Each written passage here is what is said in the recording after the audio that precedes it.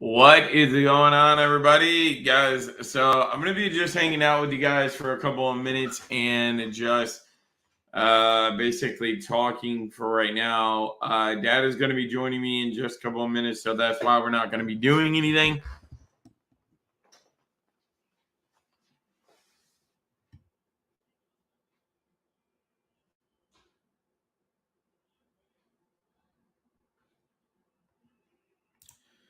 But yeah, I'm pretty much basically going to be just talking with you guys right now. That is supposed to be joining in just a couple of minutes, so we're not going to start the podcast or anything until he joins. What's up to the 4 people in the chat? How's everybody doing? What's up? Yo, Daniel, what's up? What's up? Michael, aka Lady Sky, is in the chat saying, hey, what's up? I don't know if we got anybody watching on the Facebook side of things. Let's see. Yeah, it says Travis is watching. So we do got one person over there. Sticky Piston, aka my cousin Tristan, is in the house. What's up, Tristan?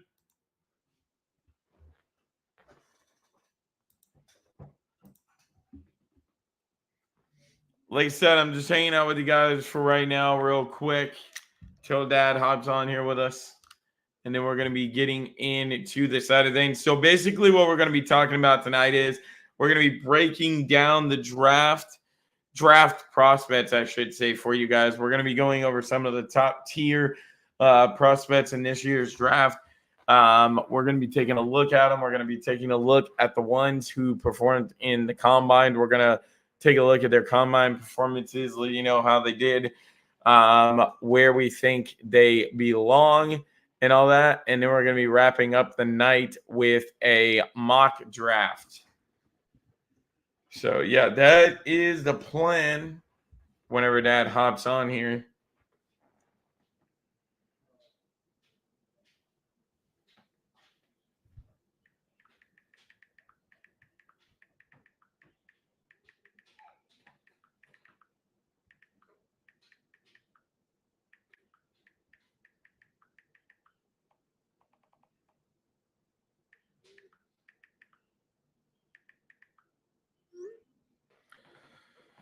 All right, cool. There we go. Testing him.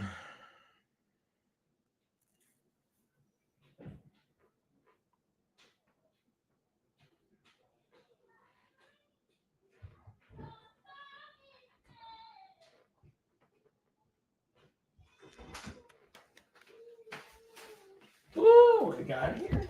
Mm-hmm. Oh, yeah, there you go.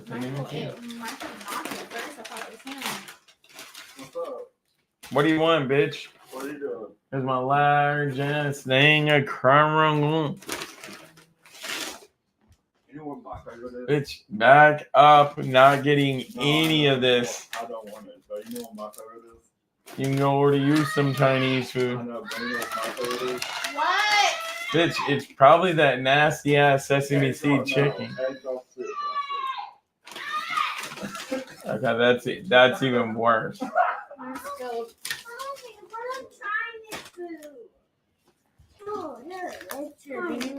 What the fuck leaked on there? Mine. Oh. I'm coming to get some of those. See, you see the little peas and carrots? Yes. That's what I was talking to you about. There's See? vegetables in mine. Well, I told them no vegetables on the entree. Go. Mine will get you out some shit. Babe, do you not want any crab rangoons? Trash. Who's trash, bitch? Well, listen, I'm over here waiting for my dad to join and eating some Chinese food.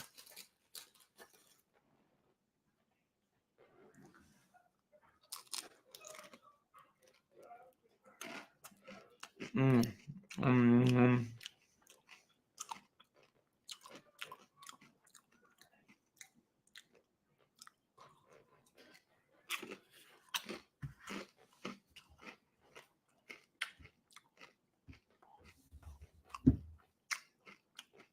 Listen, Michael's just in there laughing. Bitch, sesame seed chicken is awful. Bro. Listen, this is why you don't tip the fucking drivers, because they didn't even bring no fucking silverware. Nothing like that. Back. Can you bring me a fork?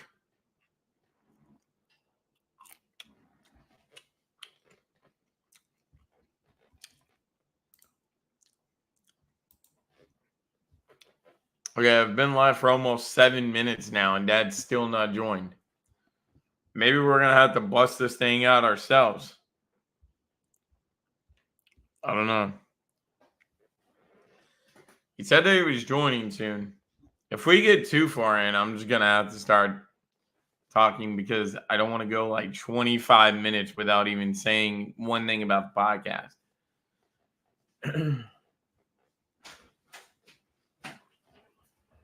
Hey, bro, I was going to say you take all the soy sauce. Both of those are sauce. Hold on, don't be taking my bag. I'm trying to see how many's in here.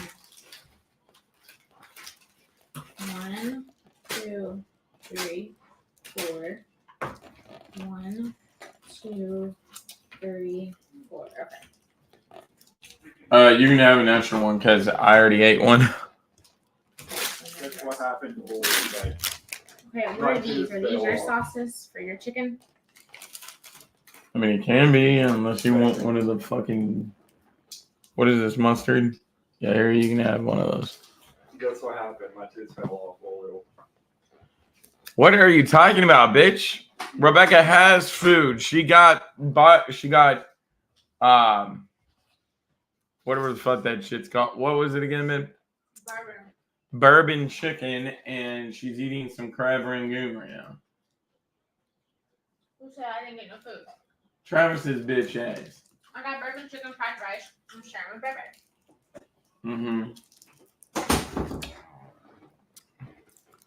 Where you been? Honestly, man, I after football season went off, I've kind of like disappeared. And then I was trying to call Reds games, but right now where it's only in preseason, for some weird reason, on Bally Sports Ohio, they're not playing a lot of the games.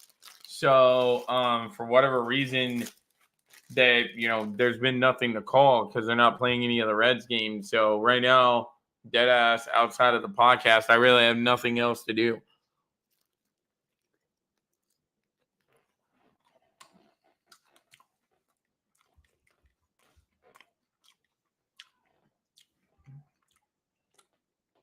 But once the regular baseball season gets going, which is dead ass, and like I think not next week, but the week after, once that gets going, I'll pretty much be live almost every single day.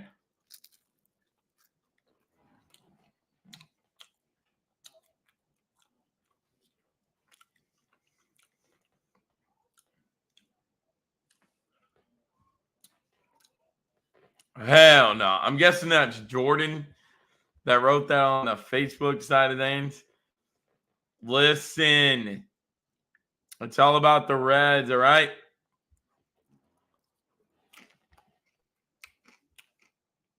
Yeah, it was Jordan. I got that right.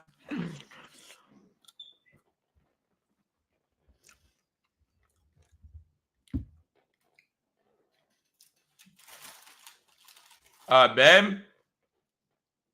Babe.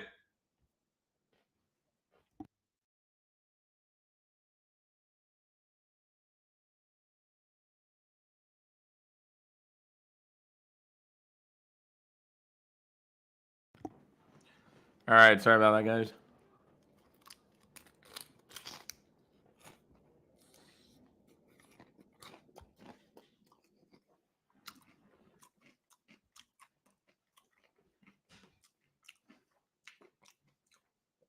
Bro, listen, all right? I would wish the same for your team, but we already know the Oreos are going to be good. But yeah, man, I don't get the Reds. We played great last year at the beginning of the year, and then at the end of the year, we fucking sucked and ended up only winning like 2 to 5 games more than we had losses.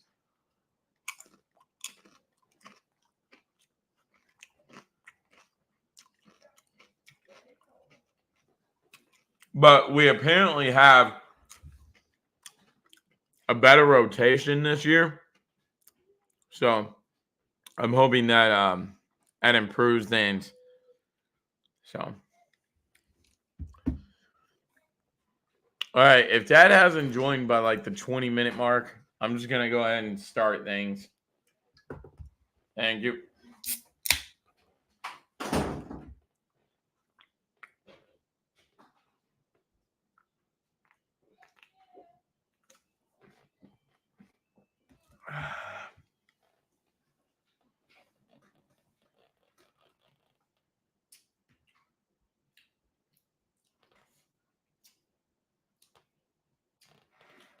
Damn.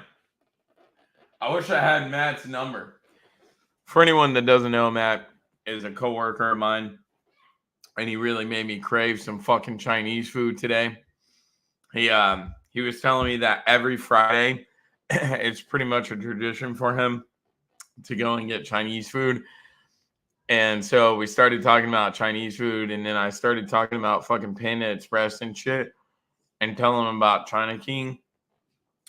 And all day long since then, I've had China King in my mind. So I mentioned to Rebecca while we were at Walmart, I was like, shit, we're eating out tonight, right? She was like, yeah. I was like, let's get some China King. She was like, I'm down.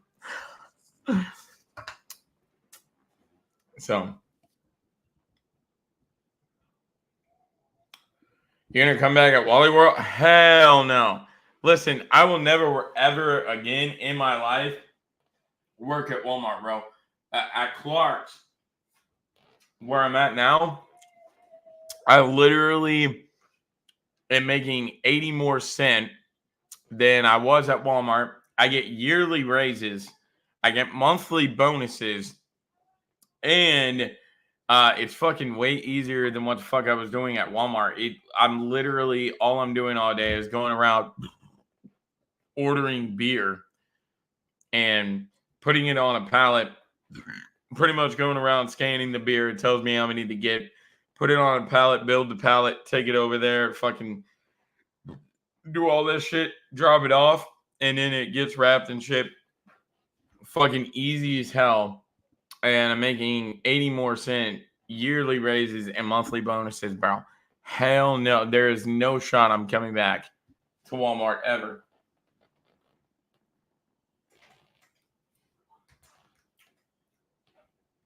But I might come back and see y'all one day. Aaron, hit me up.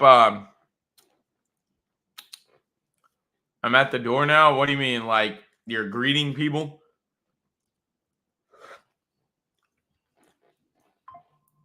Let me know one day that you're working, Aaron, and text me, hit me up. Let me know when you're working one day, and I'll make sure to come by and say what's up.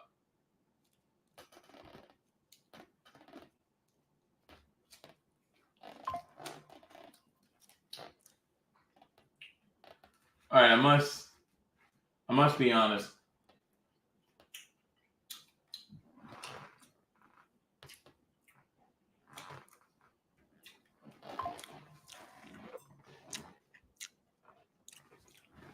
Chinese mustard is not bad.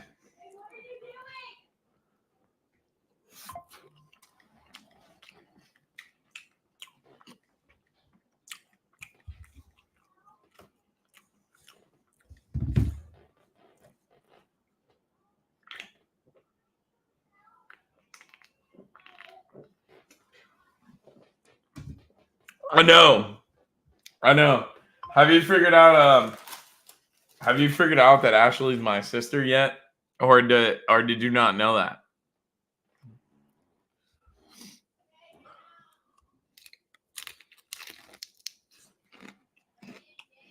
Aha.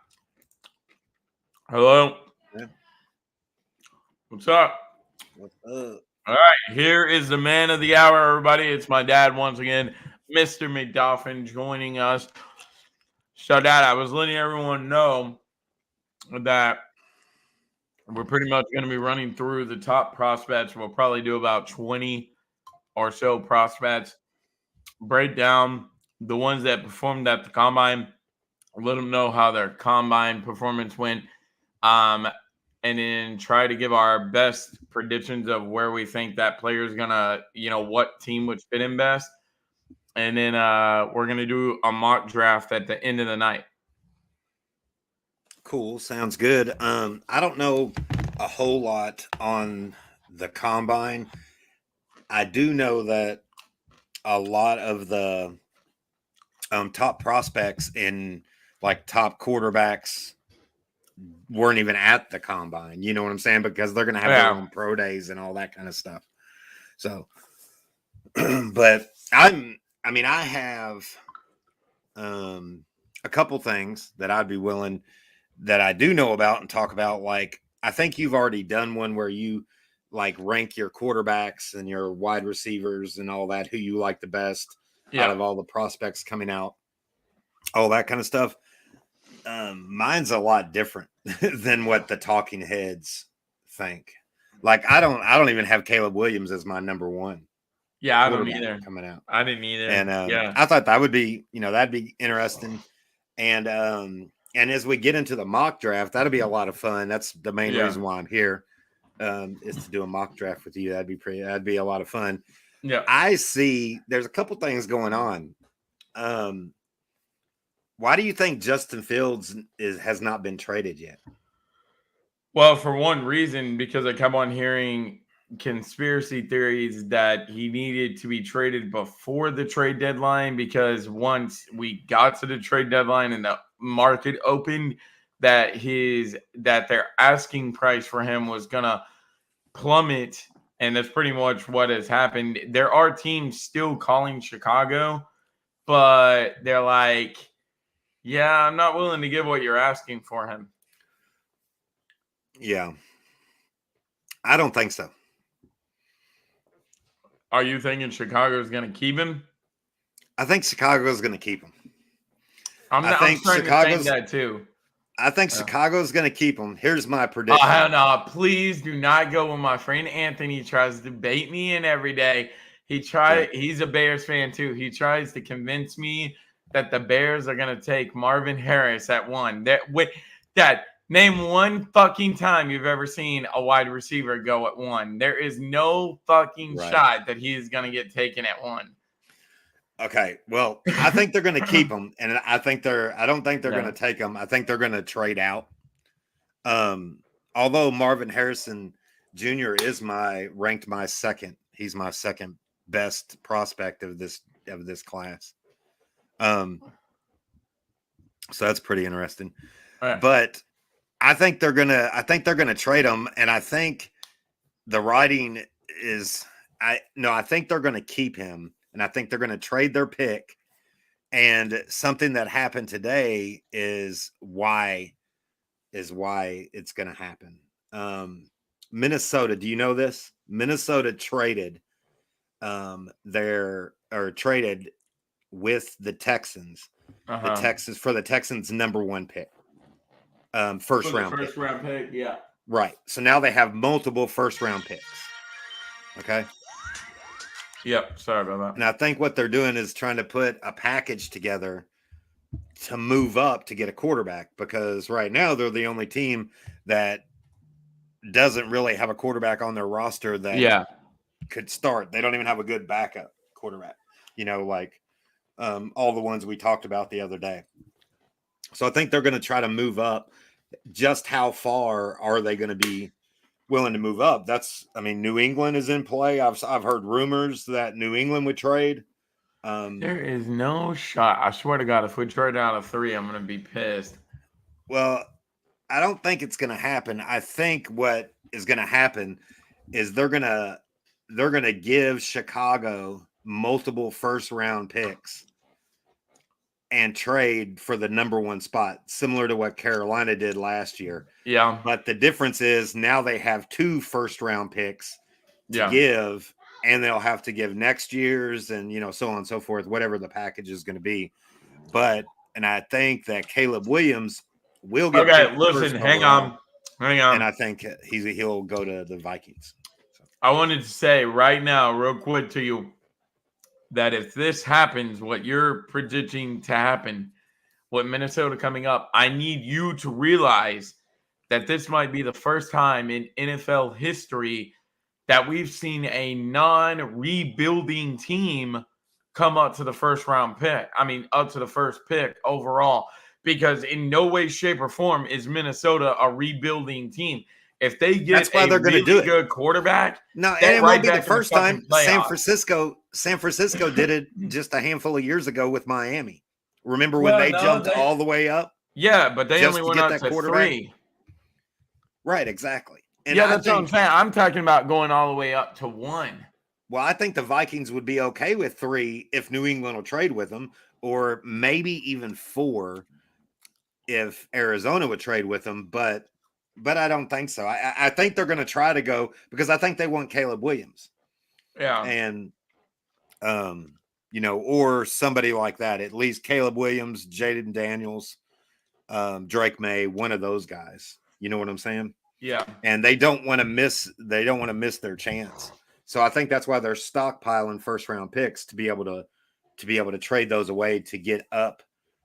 I don't know exactly how high they're going to go, but I always, from the beginning, I thought Chicago is going to keep Justin Fields. So that's just my opinion. That's my gut feeling. If they do it, cool. That's awesome. I predicted it. If they don't, if they trade them, I just don't. I mean, they can wait till the day of the draft or after the draft to try to trade them. You know what I'm saying? But most of the quarterback spots and the backup quarterback spots have all been taken up after that, the first round of free agency. Yeah. With everybody except Minnesota.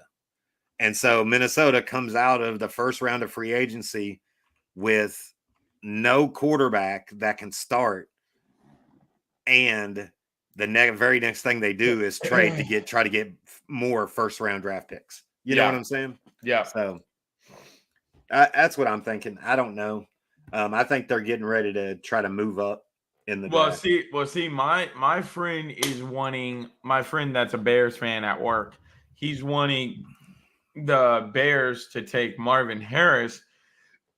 And I don't think that they're going to take Marvin Harris at 1 because we've never seen a wide receiver go that high before. But if they're wanting to get Marvin Harris like he's wanting them to, that would mean that they would have to stay in at least the top 5, because I think Marvin Harris is going somewhere inside the top 5. I'm telling you right now, if he doesn't go to New England at 3, he's more than likely going to fly off the board at 4 to Arizona. Because that's I don't think he'll get past Arizona. That's the problem.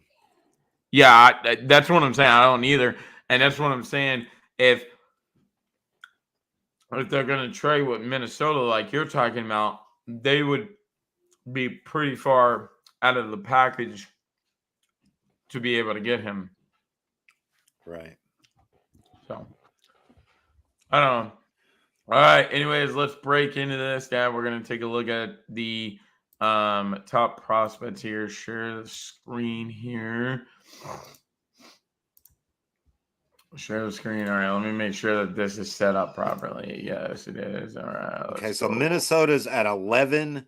They have 11 and 23 now with the new trade. 11 and 23.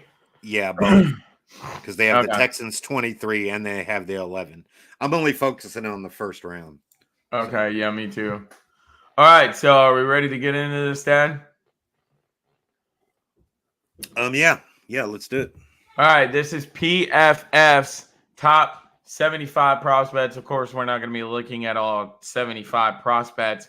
We're going to be taking a look at least 15, maybe 20 at most, or whatever. Of the top prospects. Again, this is PFF's top ranking board here. So at 1, of course, like many other people have, They got Caleb Williams out of USC. I don't know. I've told you over and over again, Dad, how I felt about this guy.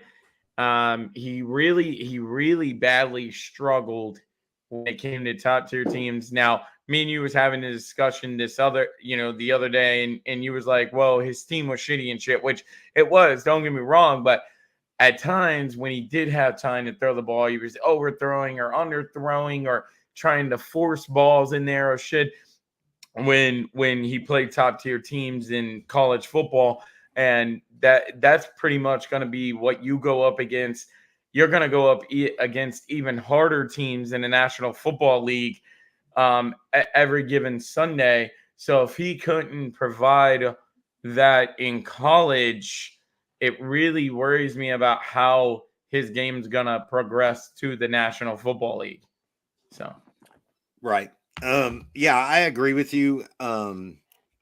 That's totally understandable. And another knock on him for me is his size. He's only 6'1". He's small. He's not your prototypical, passer in the NFL. He's on the smaller side. And you see, look at last year's draft. The smaller quarterback went number 1, went to the shittier team, and you know what happened there. yep. And then you got small quarterbacks like Tua. I'm a Dolphins fan. Tua is one of the smaller quarterbacks. I think he was a really good college player, and I think he will transition. I do not think he's like the best prospect since Andrew Luck. And I've heard that said about him, and I don't agree with that at all. So I think he's more. Listen. You call. I think Drake May. I think Drake May, Jaden Daniels, and Caleb Williams are closer together than a lot of people try to say they are. Yeah, you know what I'm saying. I think they're all more equal. They're kind of equal, in my opinion. That's just my opinion. So. Yeah. Well, let's not forget, and if I had the clip, I'd be playing it for us right now. But may I remind you, just a year ago, and let me come back over here while I tell you this. A year ago, may I remind you that you said, and I quote, fucking Bryce Young was the closest thing to Andrew Luck since Andrew Luck. That's what you said. You can't take it back now. You said that right before the draft started last year. You said it. I don't think so. Oh, crap. What? I'll be back in just a minute. Carry on with me, and I'll jump back in. My battery's dying on my laptop. I got to plug it in. Okay. I'll be right back. All right. So the second prospect here on the draft board is wide receiver Marvin Harris Jr. Again, this does not surprise me because this man is an incredible wide receiver. He went to the Ohio State University, and he is going to be really good. But it doesn't really shock me because his father, Marvin Harris Sr., was amazing for the Indianapolis Colts. But yeah, Marvin Harris Jr., man, oh my God, wow, he is going to be a really outstanding wide receiver for whoever takes this guy. I'm hoping it's New England at 3 because there is no doubt in my mind that Marvin Harris's game is gonna definitely progress over to the National Football League. And man, it's going to be it's going to be pretty outstanding to watch him every Sunday for whatever team he does fall into. All right, I'm trying to wait till Dad comes back so we could get his intake on Marvin Harris. But yeah, anyways,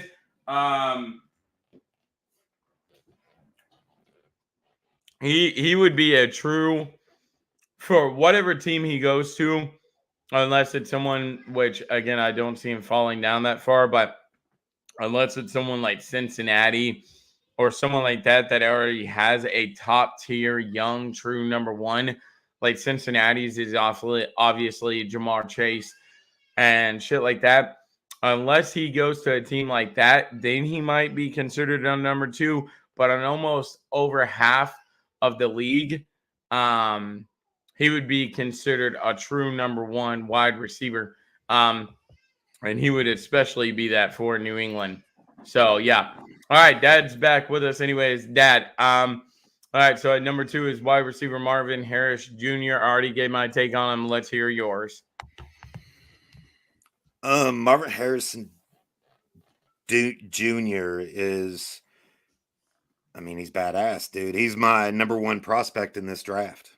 So, in my opinion, he caught 77 passes for 1,263 yards and 14 touchdowns in 22, and then 15 touchdowns. So he dropped off a little bit in 2023 last year, but he's just, he's badass. I believe he's going to transition extremely nice. Yeah. And I mean, but a lot of wide receivers have made that transition. You know what I'm saying? I mean, look how many, and it's easy, it's easy to find. I don't think this quarterback class is as good as a lot of people are making it out to be. I think there's going to be a lot of busts in this quarterback class. I might have said that last year also. I don't know.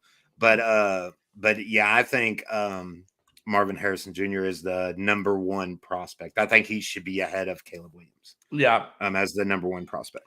Well, I was also telling the people, Dad, that let's not forget who his father is. And I'm not sure if he's in the Hall of Fame yet or not, but it's the Indianapolis Colts legend, Marvin Harris Sr. That dude was a fucking badass for the Colts.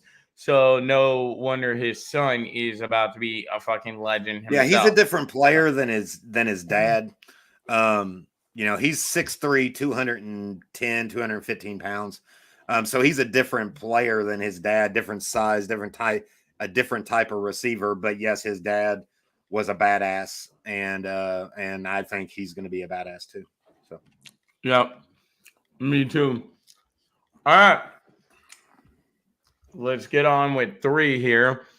We got quarterback Drake May out of North Carolina.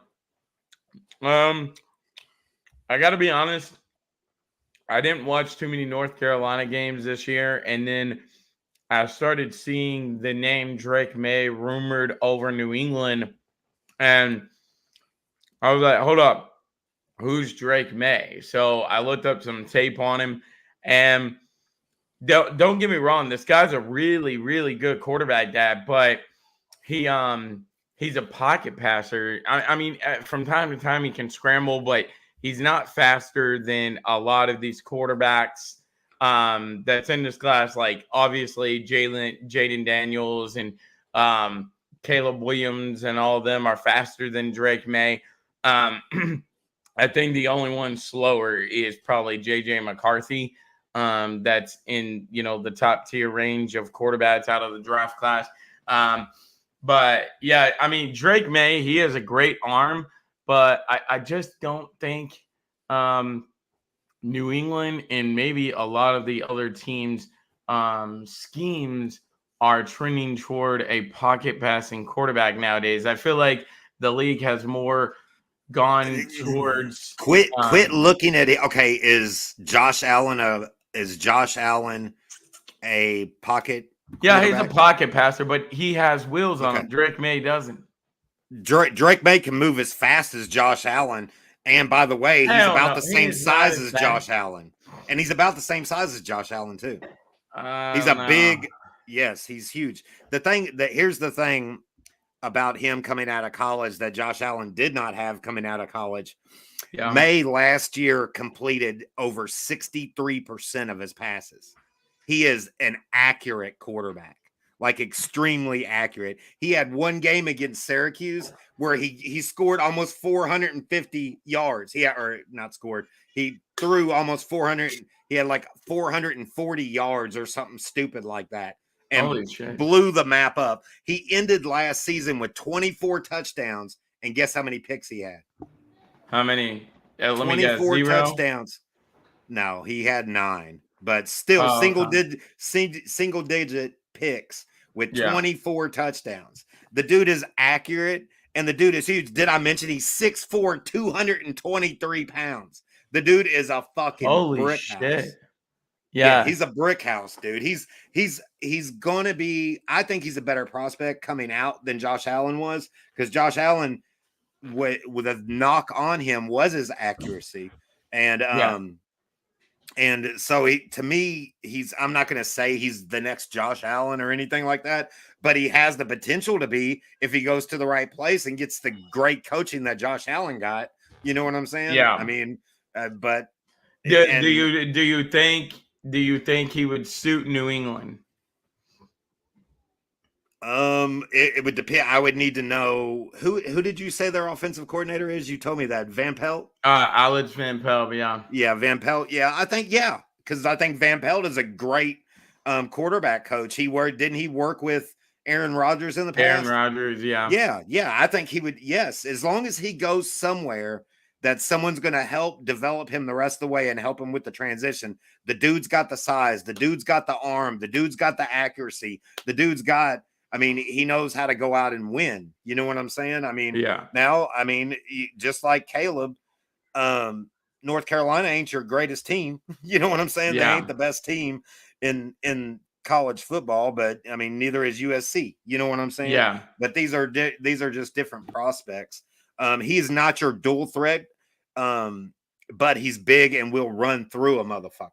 So that's the thing. And I think he could do it even in the NFL. I think his comp for me is Josh Allen is his ceiling. He could be as good as Josh Allen, hopefully one day. You know what I'm saying? Yeah. But a lot of things got to go right for him. He's got to go to the right school. He's got to go to the right team. He's got to get the right coaching. All the things that Josh Allen got. You know what I'm saying? Yep. So, by the way, he's my number. Oh, okay, cool. We're right on. He's my. They got him as ranked 3rd. I got him as ranked 2nd. I just got him and Caleb Williams flopped. Is all it is. So cool. All right. This next one, I don't know if you've heard of his name yet, Dad, but Neighbors. Malik I know Neighbors. And he is a fucking bad dude. I'm a UK fan, so I know a little bit about the SEC. This motherfucker can burn. Dude, he is fucking sick. So let me tell you, all right, Dad, I don't watch too much LSU games, which is shocking because we know how much we love the SEC and everything where UK's in there. But I started seeing people say, oh, well, if New England doesn't get Marvin Harris, would Malik Neighbors be a good fit? And I was like, Malik Neighbors, who the hell is that? So I looked up some tape on him. Oh my God, this dude is fast as fuck. He's great big as fuck, at dude. running He's like routes. 600. He's like 6 foot, 200 pounds. He's a big dude too. Yeah, and for a wide receiver. For him to weigh that much, he is quick as fuck on his feet. It's walking on clouds. This man is sick. And let me break it down even further for you, Dad. Hang on. Let me get it pulled up.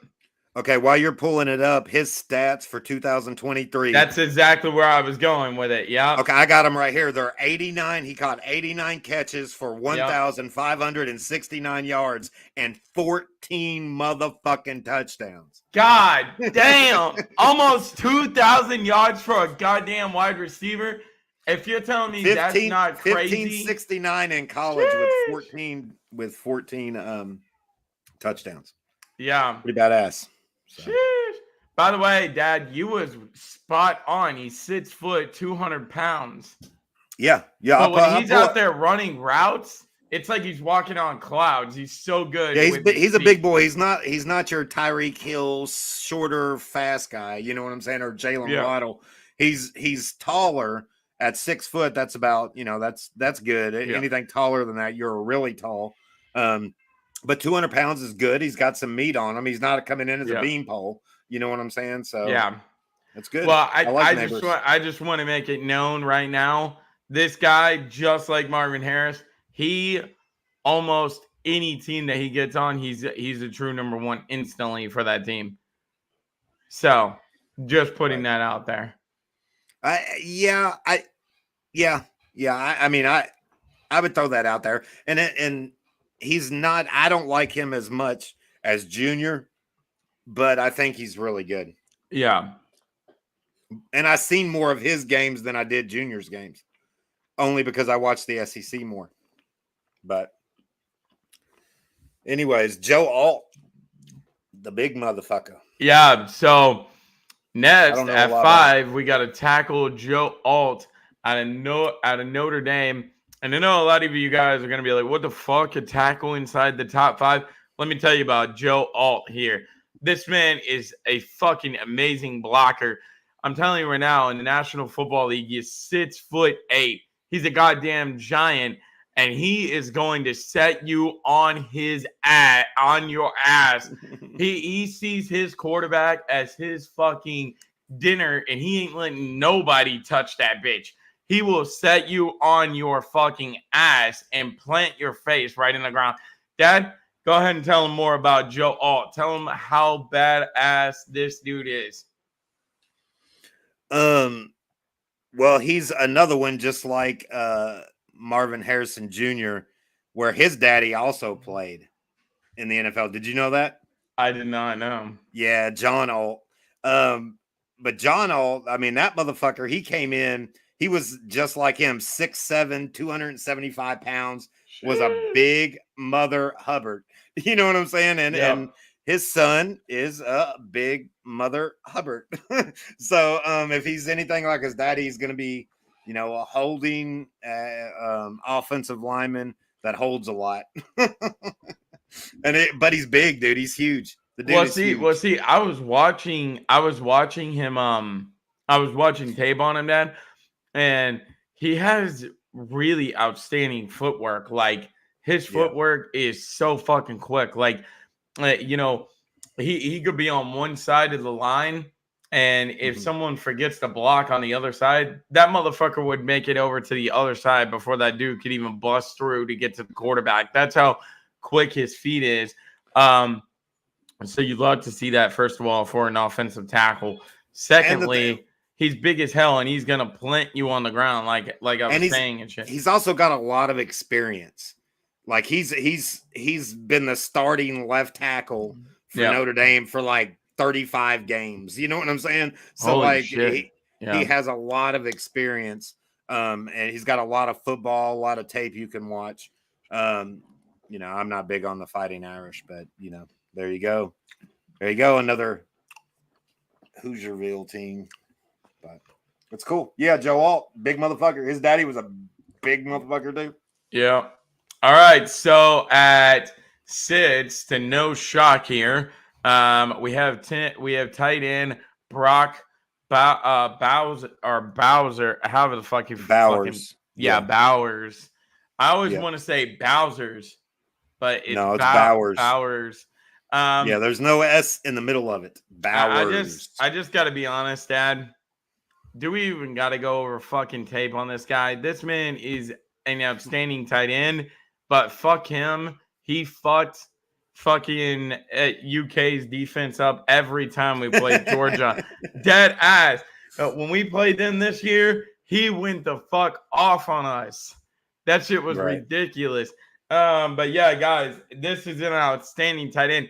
You want a tight end that can do everything? He's one of those tight ends that can do everything. He can block. He can pass. I mean, he can block. He can catch. He's a big motherfucker too. I don't know how tall he is, but he's pretty tall, and he's 6'3", 243 pounds. Okay, I was about to say he's somewhere around there, because it takes more than one person to bring his fucking ass down. He's like a George Kittle and shit, that it takes at least a good 2, 3, 4 people to bring his ass down. Otherwise, he's taking it to the house. So whoever is in need of a tight end, give it a hop on this shit and take the man out of Georgia. I like that comp you just said with George Kittle. Yeah. Just a little bit about Bowers. Bowers had 56 catches for 714 yards and 6 touchdowns. God. A tight end. The thing about 1,000 yards is fucking insane. Yeah, the thing about this motherfucker though, in the middle of the season, he got hurt. What did he got hurt? Was it his ankle or something like that? He got hurt, had ankle surgery or had surgery on his foot, and was playing 3 weeks later and finished out the season. He's a tough motherfucker, dude. He is. But you want to know what some bullshit? So he gets hurt, right? Our game's in like 5 weeks after he got hurt or some shit, right? Right. And I was back 3 weeks later. Well, no, that's the thing. He gets hurt, right? I'm like, okay, please don't let him play. Please don't let him play. Because I knew if he played, Georgia would fuck us up. The day of the goddamn game, he gets taken off the injury list and he's back out there again. What happened? I know, and he had his surgery like 3 weeks before that. Yeah, I was so sure that he was not going to play. Anyways, whatever. He's awesome. I don't think. What did they have him ranked? At 6. I think that's too high. He needs to be down to like 7. What? I don't know. I feel like 6 might be right for him because, like I said, for a tight end to come in with almost 1,000 yards is insane. Yeah. But all right. Wide receiver, I don't even know how the fuck to pronounce his name, and I'm not even gonna try it. Dad, you can take that one. Rome Odunze. Okay, well, there it is, guys. You heard it. Okay, needless to say, Rome Odunze. Say it with me. Rome Odunze. Rome Odunze. I hope we're not fucking mispronouncing his name here. Sorry about that if we are. But anyways, it could be a doozy. Yeah. But I don't think. I think in that the E is a Dunze. Rome Odunze. Well, either way, however the fuck you pronounce it. I know the 2 O's are Odunze. Odunze. Rome Odunze. Rome Odunze is a bad motherfucker. 6'3", 212 pounds. Yeah. They got him way too low down at 7. He needs to be above Brock Bowers. This was Michael Penix's number 1 target. When Washington went on that run in the playoffs, this was the man that fucked them up. See, the thing is Michael Penix reminds me a lot of Tua Dad with his big arm and shit.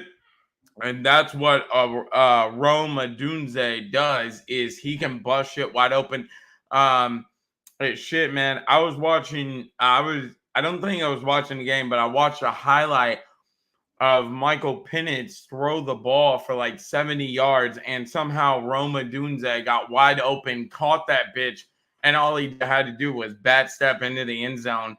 Like, that's their number 1 target. Who the hell leaves him wide open? But I mean, man, just like the other 2 wide receivers that we've seen on this list, he's fast, he's magical on his feet, and if you cover this guy one-on-one, he's gonna blow past you. You can't cover him one-on-one. The dude's 6'3", 215 pounds, dude. He's a big boy, but he runs like a 4.2 or something. He is fast as fuck. That's what I'm saying. He will blow past you in a second. Big. He's big as fuck, but he's fast, and that's the thing I like about him. It says can reportedly run a 4.3 to 4.4. Oh, I thought it was a 4.2. Okay, a 4.3. He runs a 4.3. Okay, and he's 215 pounds, dude. Yeah, that's fucking amazing. One of the coolest things about him, a good thing to know, is he put up 4 straight 100-yard games back to back to back to back. Yeah, in but with the way 2023. Michael Penix was throwing the ball, no fucking wonder.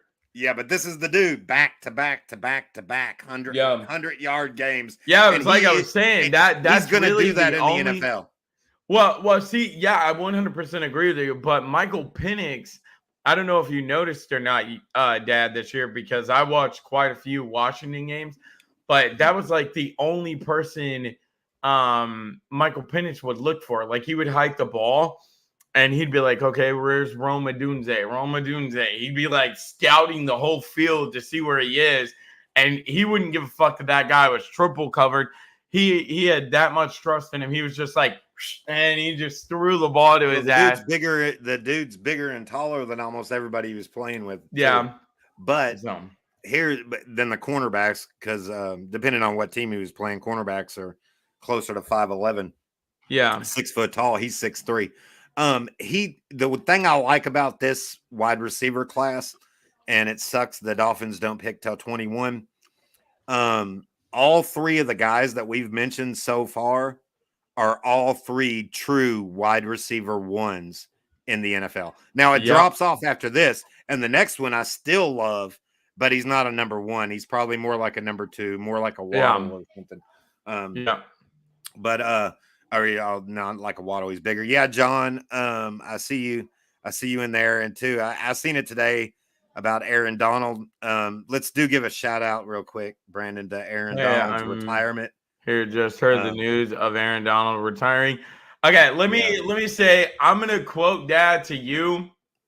I'm gonna quote to everybody right now the same shit that I wrote in the group on there. Sorry about that, John. I was over there on PFF. I was actually on the website scrolling through and everything. So I know I'm trying to help with I'm keeping up with the comments while you're on PFF. Yeah.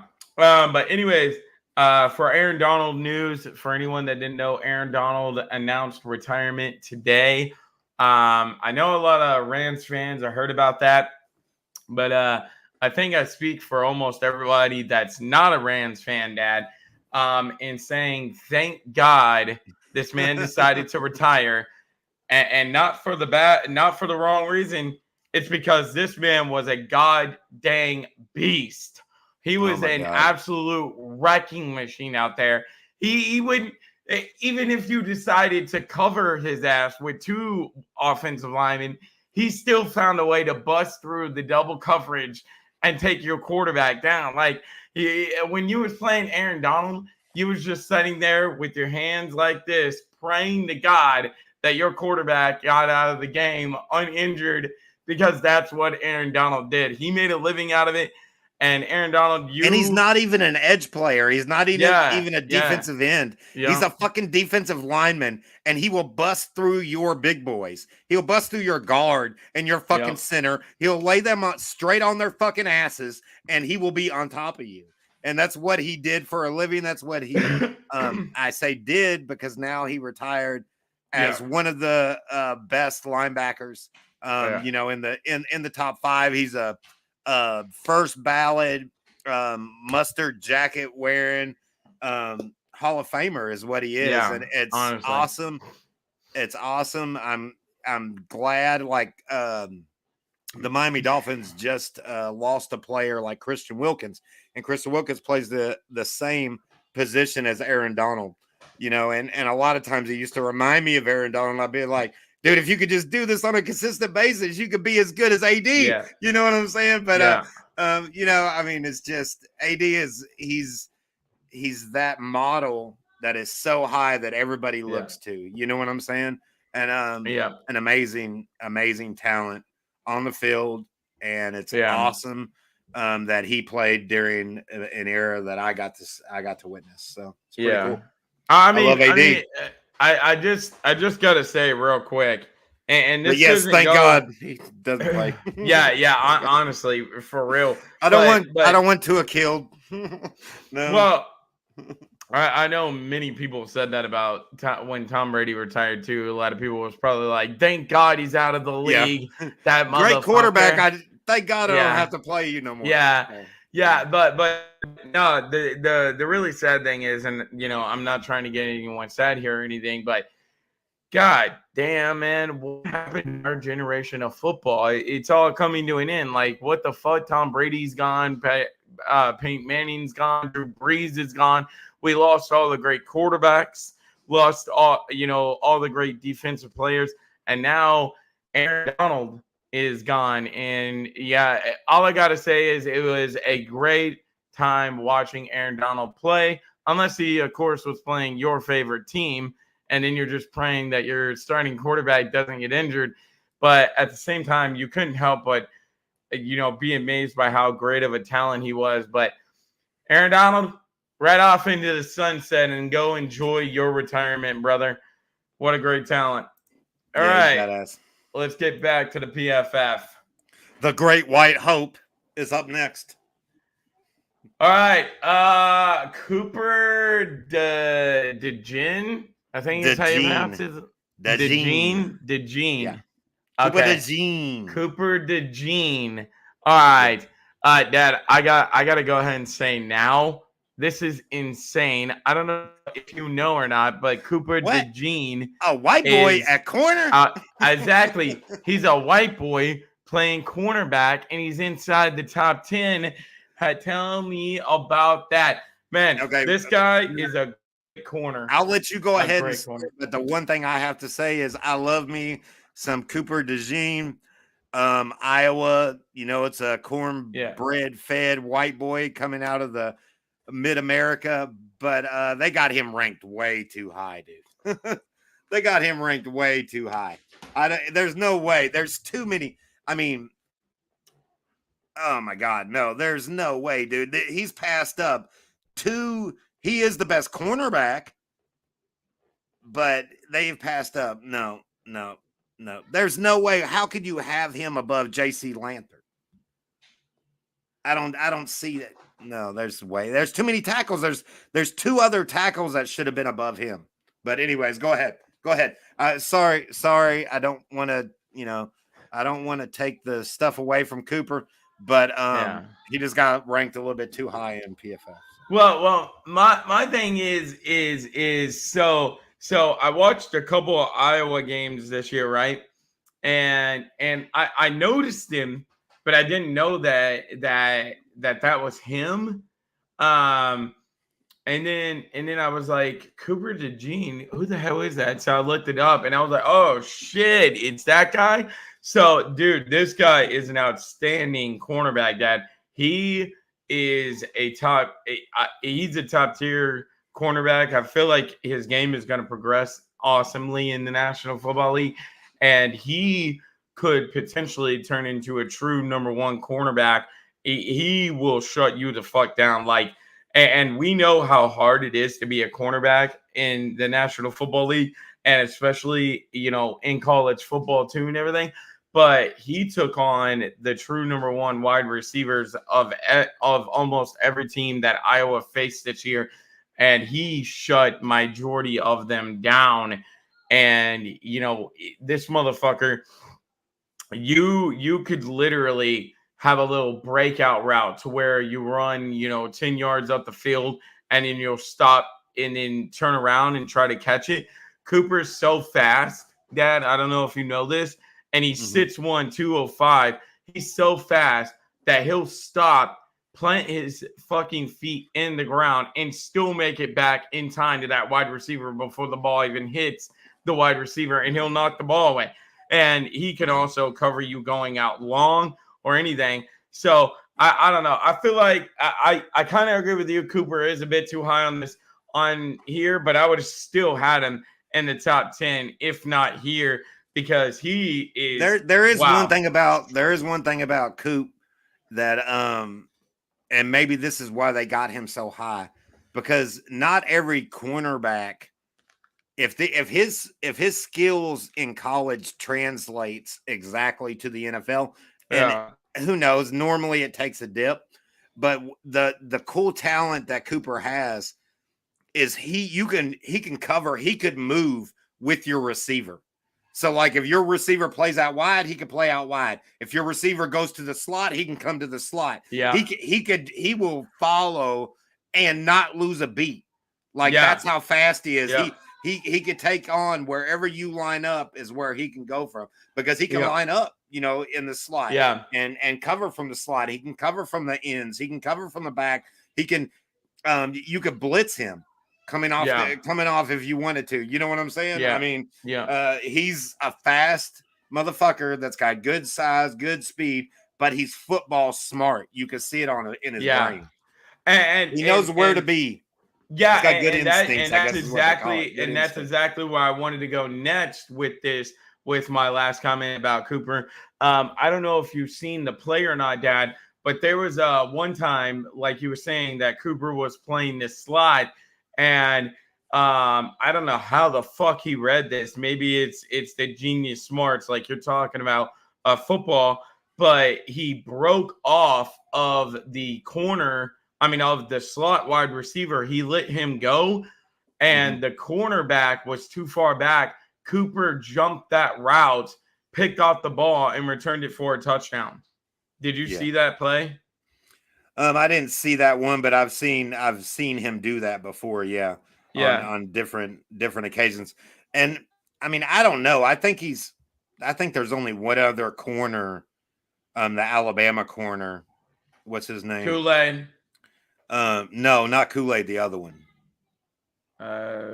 Shit, I can't remember his Terrion name. Arnold, isn't it Arnold? Oh yeah, something like that. Yeah, I think it's Arnold or something. He's him in my opinion. Him and Cooper are the two best corners in this draft.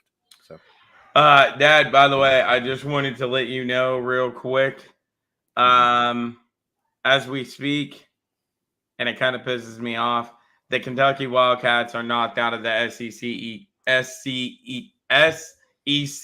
tournament. We lost to Texas A&M 97-87. Get the fuck out of here.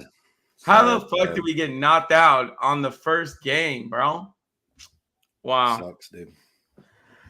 All right. Anyways, let's keep breaking these down here. We got number 9, tackle. I don't even know. Again, I don't even know how to pronounce that name. Dude, this dude's Adumaway Fazanu. Adumaway. Let's call him Adumaway. That sounds good. Adumaway. What the hell? Alumaway. Yeah, I can see that one. Yeah, I don't have no idea what his last name is. He's a Lumine fascist. God damn. There is no way. I have not seen tape on this motherfucker. But I don't know him either. Penn State. It says that he's supposed to be the smoothest movers we've seen in the past process since Tyron Smith and Joe Thomas. There is no way. Is he really that good?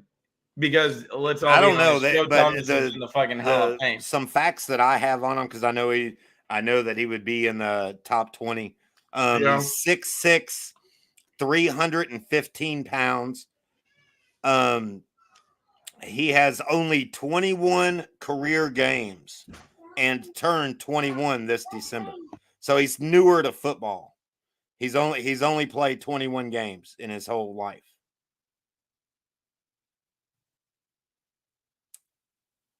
You hear me? Yeah, sorry, Braden came in and started talking to me. Cool. Yeah, so you said he's only 21. That's what I know. I know that he's foreign, I believe. Okay, one a minute.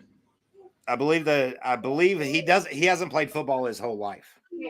Okay. These guys. Is he from Hawaii?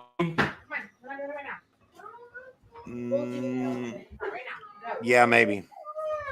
His name definitely sounds like he's from Hawaii, but no, yeah. Polynesian? Is that what you're trying to say? You trying to say he sounds Polynesian?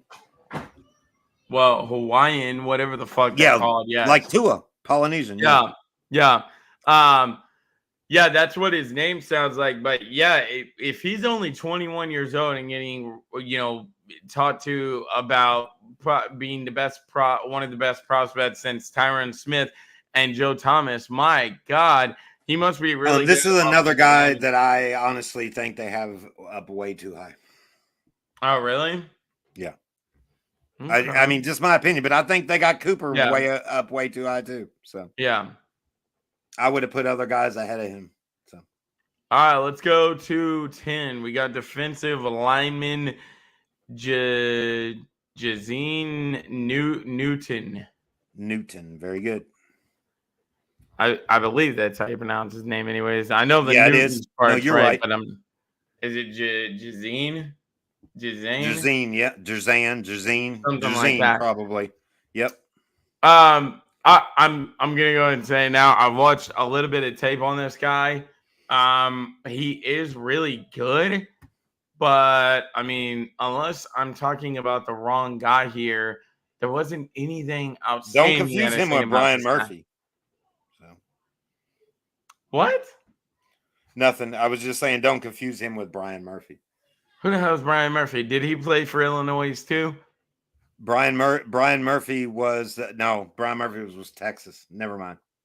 Okay. I was about to say I seen someone play in the Illinois uniform, and I'm guessing it's him, but I don't know. There was some guy that I seen that was supposed to be really good for Illinois, but every game I kept on watching of Illinois.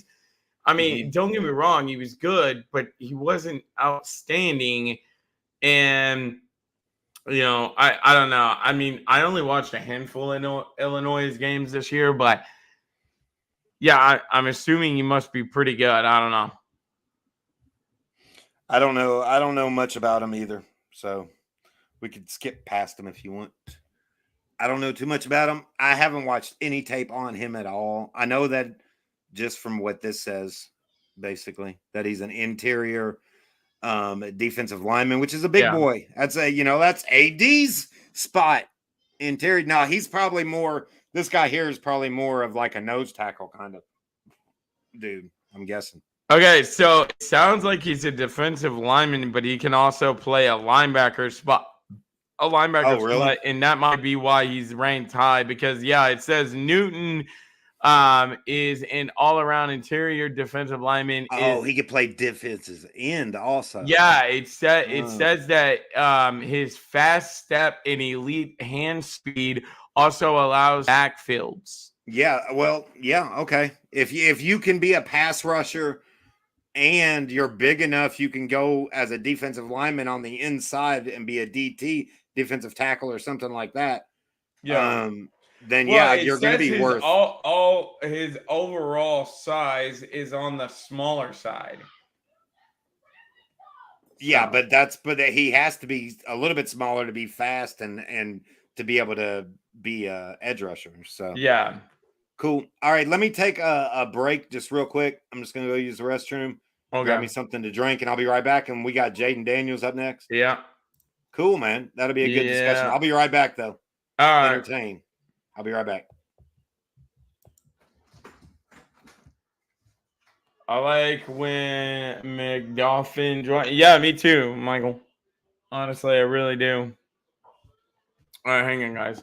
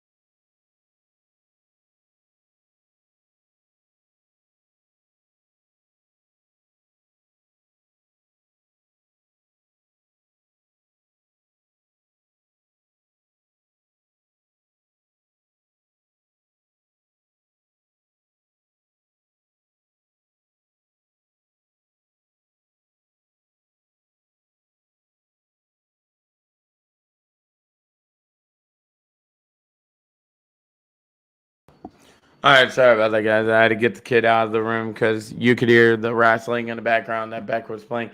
Anyways, what's up, everybody? Yeah, we're an hour and 10 minutes in, but it was almost like 15, almost 20 minutes before Dad joined us. And then we got into everything right now. We're taking a look at prospects, and then we're going to take a look at the prospects. I'm not sure if we're going to take a look at their scouting combine or if Dad's going to give us his rankings of quarterbacks, running backs, and all that coming in. We're probably going to, let him give us his ranking. And then we are going to be finishing up the night with a mock draft, which is going to be really, really fun of the first round. So, yeah, that's what we're going to be doing. And Dad's taking a quick bathroom break, and then we're going to hop back in. We're at number 11 right now. We're going to go down to number 15. We're going to go down to number 15. And yeah. So.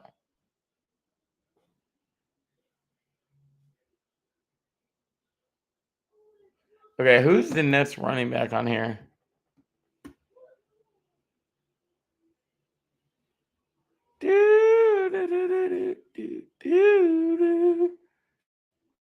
Michael Penix.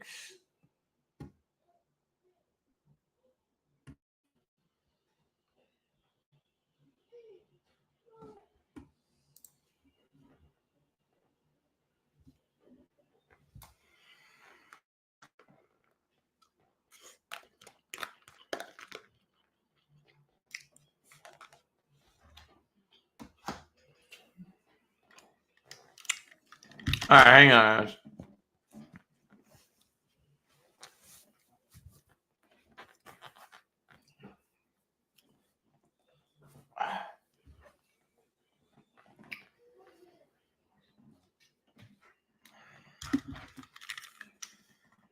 All right, so for Dad's back. Okay. Are we ready to talk about the bust of the century? Yeah, okay. The next great quarterback coming up. Yeah. All right, we got at 11. We got quarterback Jaden Daniels, and it is LSU. He's out of LSU. And Dad, did you take his stats down? Because I'm pretty sure he had almost 2,000 some yards passing, and then, or actually probably over 2,000 yards passing. He had 40 touchdowns and 4 interceptions. So. Oh, really?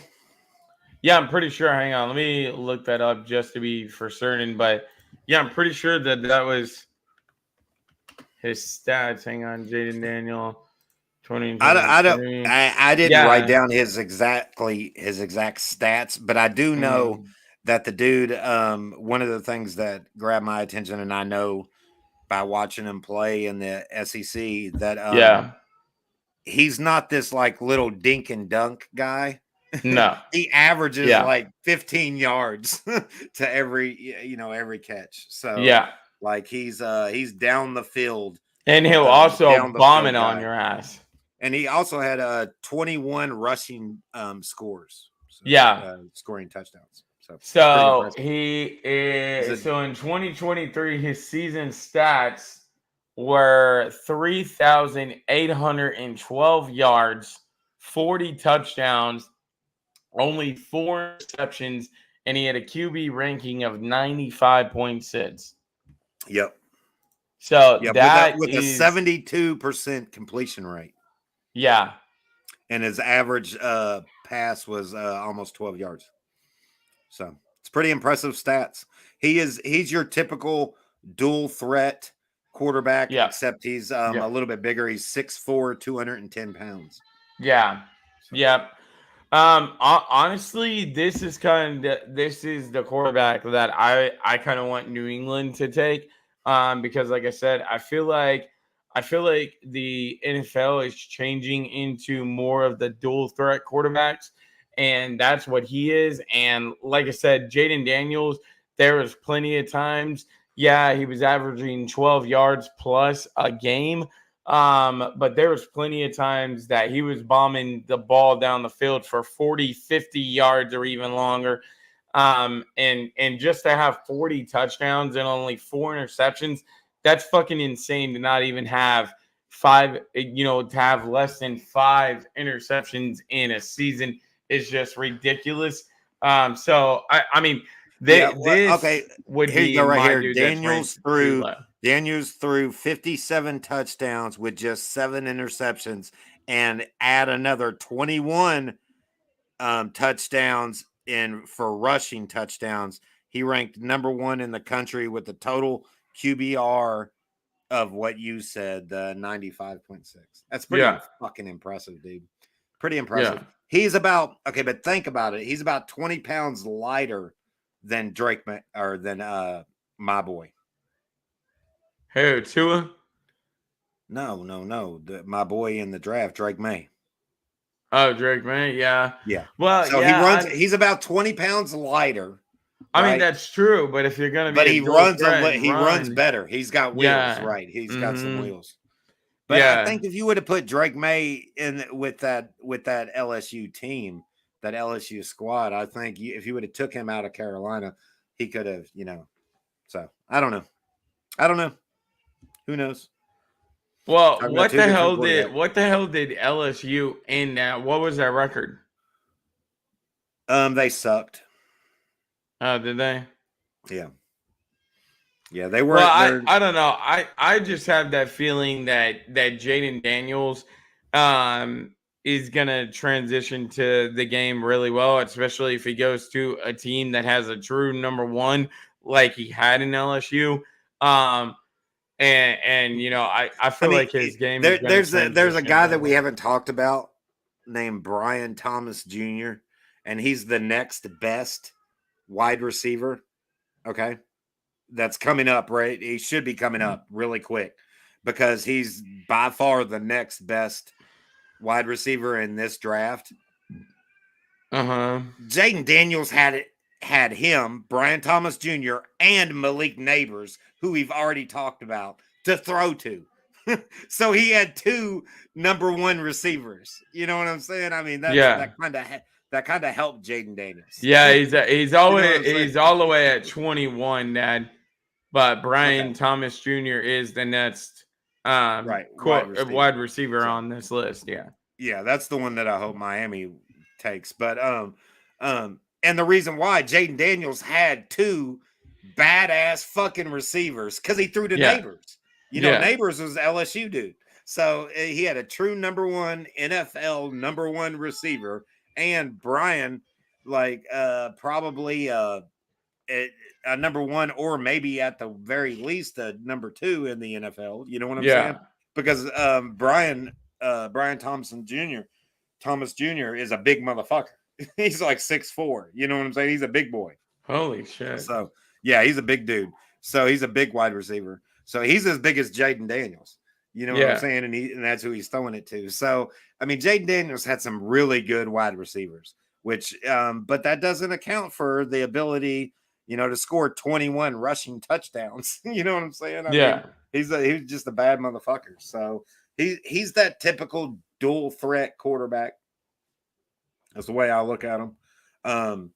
He doesn't throw the ball. He doesn't spin it as good as I think as good as like Drake May, but he had better wide receivers to throw it to. Yeah. So he had bigger windows to throw it in. Does that make sense? I mean, the better your wide receiver, the bigger the window is. And, I mean, I think if you give Drake May Neighbors or even, Brian Thomas,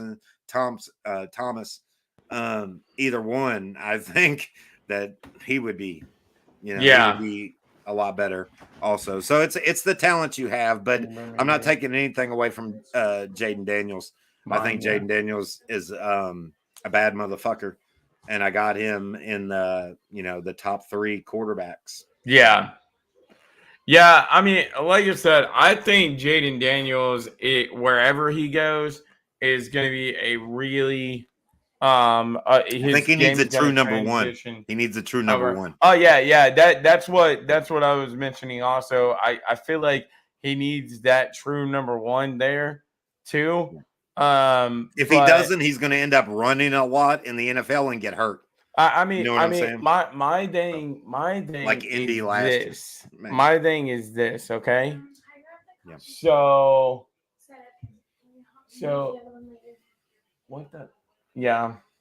My thing is this: is Brian? You already got Brian Robertson, right? You Mhm. just brung over Austin Eckler. He'll have Scary Terry. What if Jaden Daniels goes to Washington? That'd be badass. Just pointing that out there because that's a real possibility at two.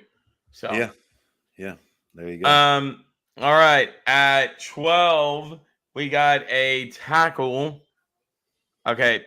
I'm gonna be completely honest with you that these next handful of players, I don't know really nothing about.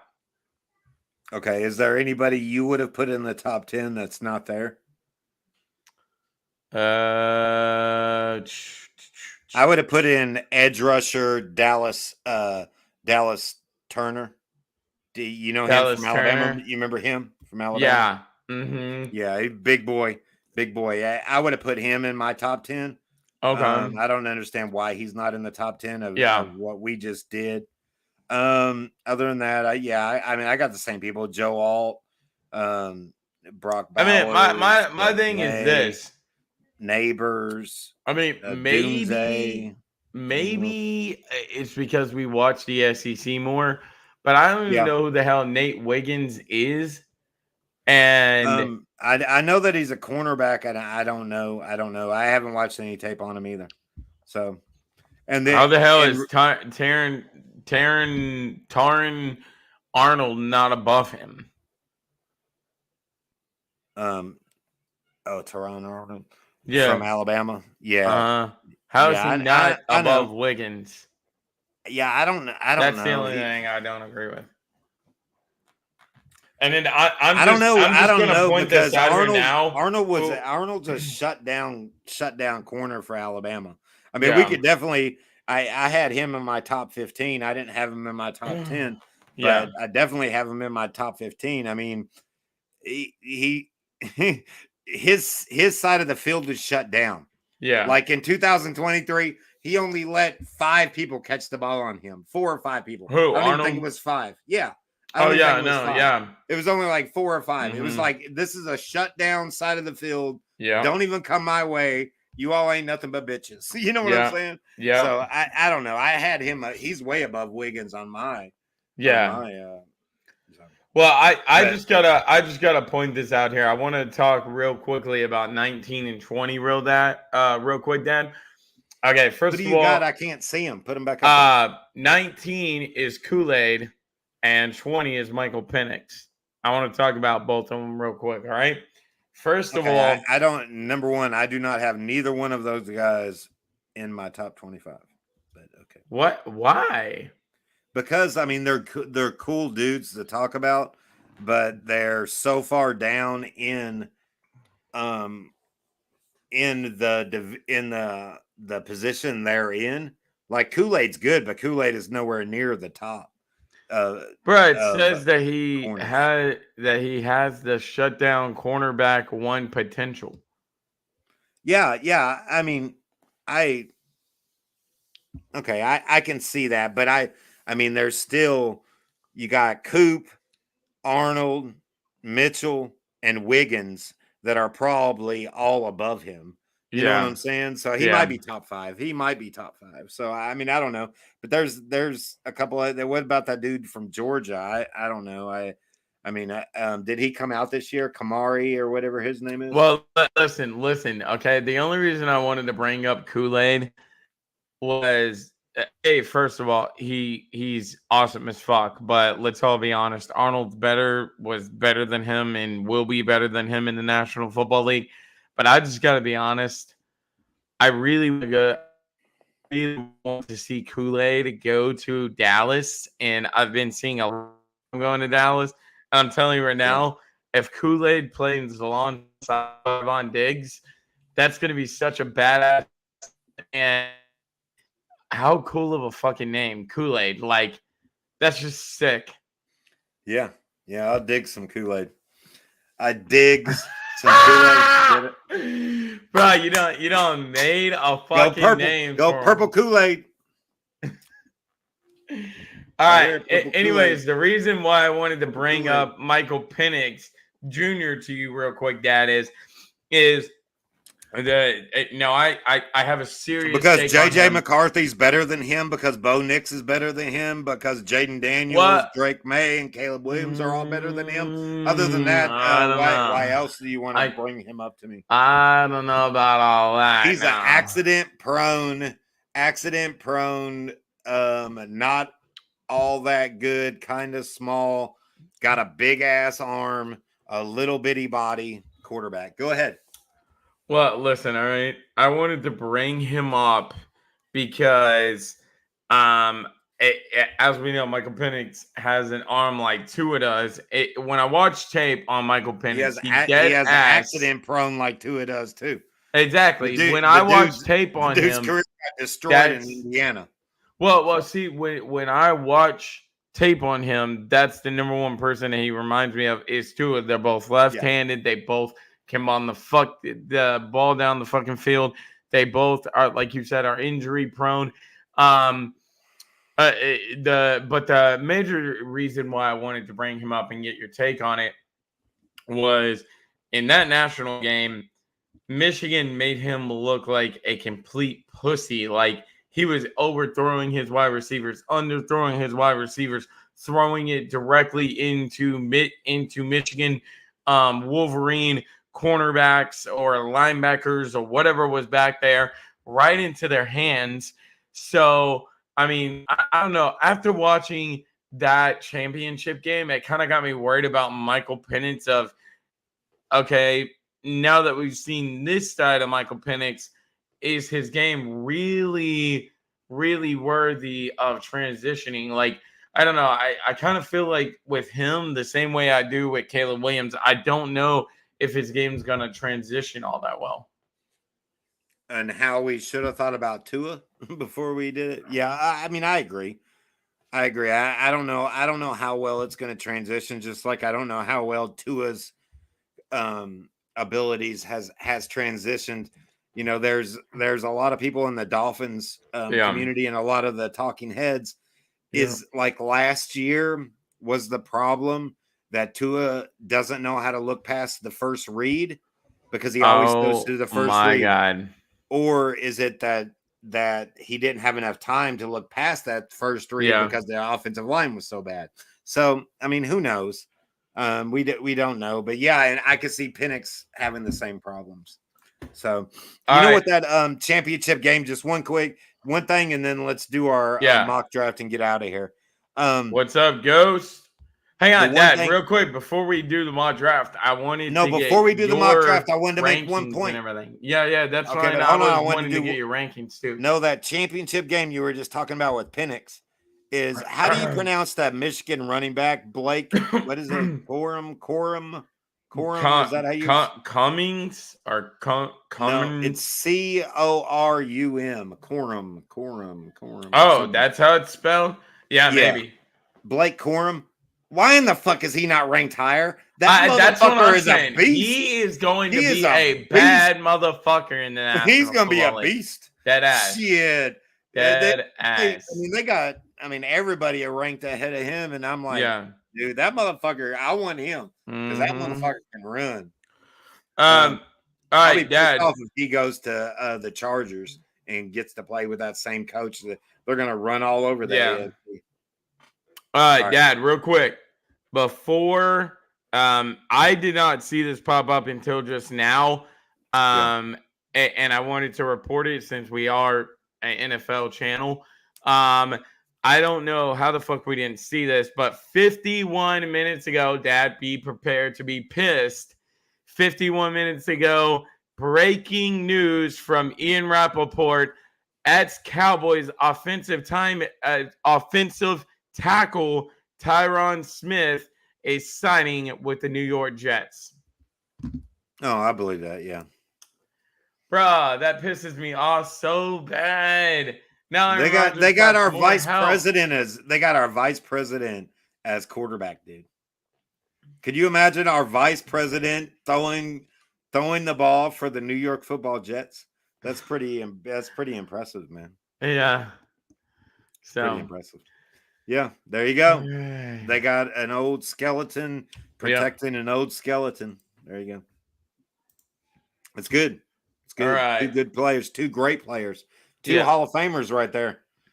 Two Hall of Famers, one of the best left tackles ever. And And one now of the best Aaron quarterbacks Rodgers ever. got some fucking protecting his ass. Yeah, I know, because even though Smith is old, don't mean he's still a badass fucking left tackle. Yeah. The Cowboys just couldn't afford him anymore. So, and they drafted his. Hey, they hey, drafted his real replacement quick. 2 years ago. Real quick. All right, I are we just doing wanted our to draft? point out. What we doing? Well, yeah, but before we do the mock draft, I wanted to get your takes on who your top 5 quarterbacks and running backs and all that shit is that you wrote down or whatever. Just like I did. But real quick, before we get into that, I just wanted to point 2 things out real quick to the Jets organization. First of all, your little signing of an offensive tackle doesn't help from causing butt fumbles. And it doesn't help from a man that didn't even have contact tearing his Achilles. Just wanted to point that out there. So Yeah, but I mean, they're going to have a little bit more protection. There you go. All right. yeah, but I'll when give Rodgers you 3, tore his 4, or Achilles, 5. Here he we didn't go. even get contacted. I'm running through this. Are you ready? Mm-hmm. Quarterbacks: Drake May, Caleb Williams, Jalen Daniels, and Hell no! Hold up! You had Caleb Williams above Jaden Daniels. yeah, Hell Caleb no. Williams. Caleb Williams, I believe, has a bigger ceiling because what if he ends up being like Patrick Mahomes kind of motherfucker? You know what I'm saying? I mean, he I don't has know Patrick about Mahomes vibes. You know what I'm saying? I mean, Hell so I mean, if he could play in the pros like he did in college, wow. But they're still the top 3, dude. They're still top 3. So Drake May, Caleb Williams, Jaden Daniels. You ready? Running backs. I got my boy Blake Corum, however you said, from Michigan. Mhm. Blake Corum. I'm just being funny. I do like Jonathan Brooks from Texas. Just kidding with you. Marvin Harrison Jr. is above everybody on this prospect list. He is my true number 1. He is my true number 1 receiver.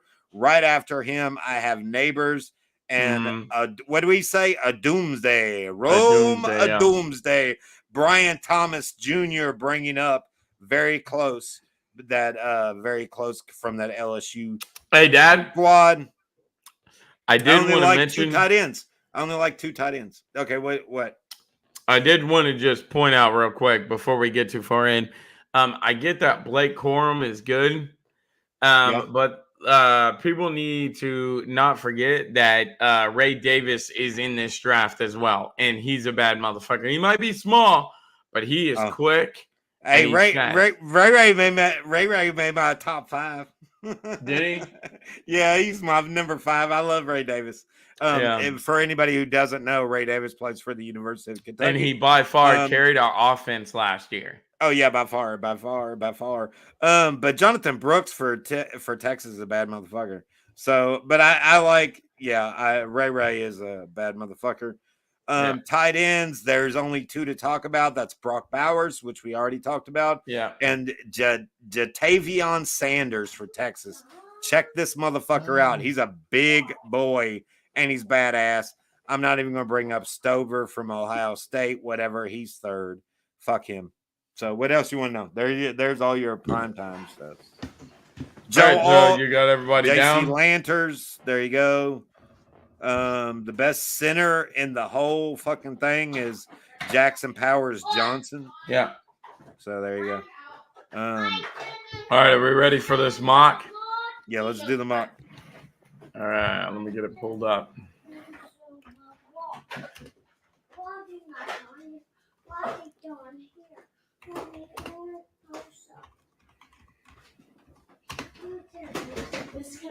Hold on, I'm gonna do my mock on the phone.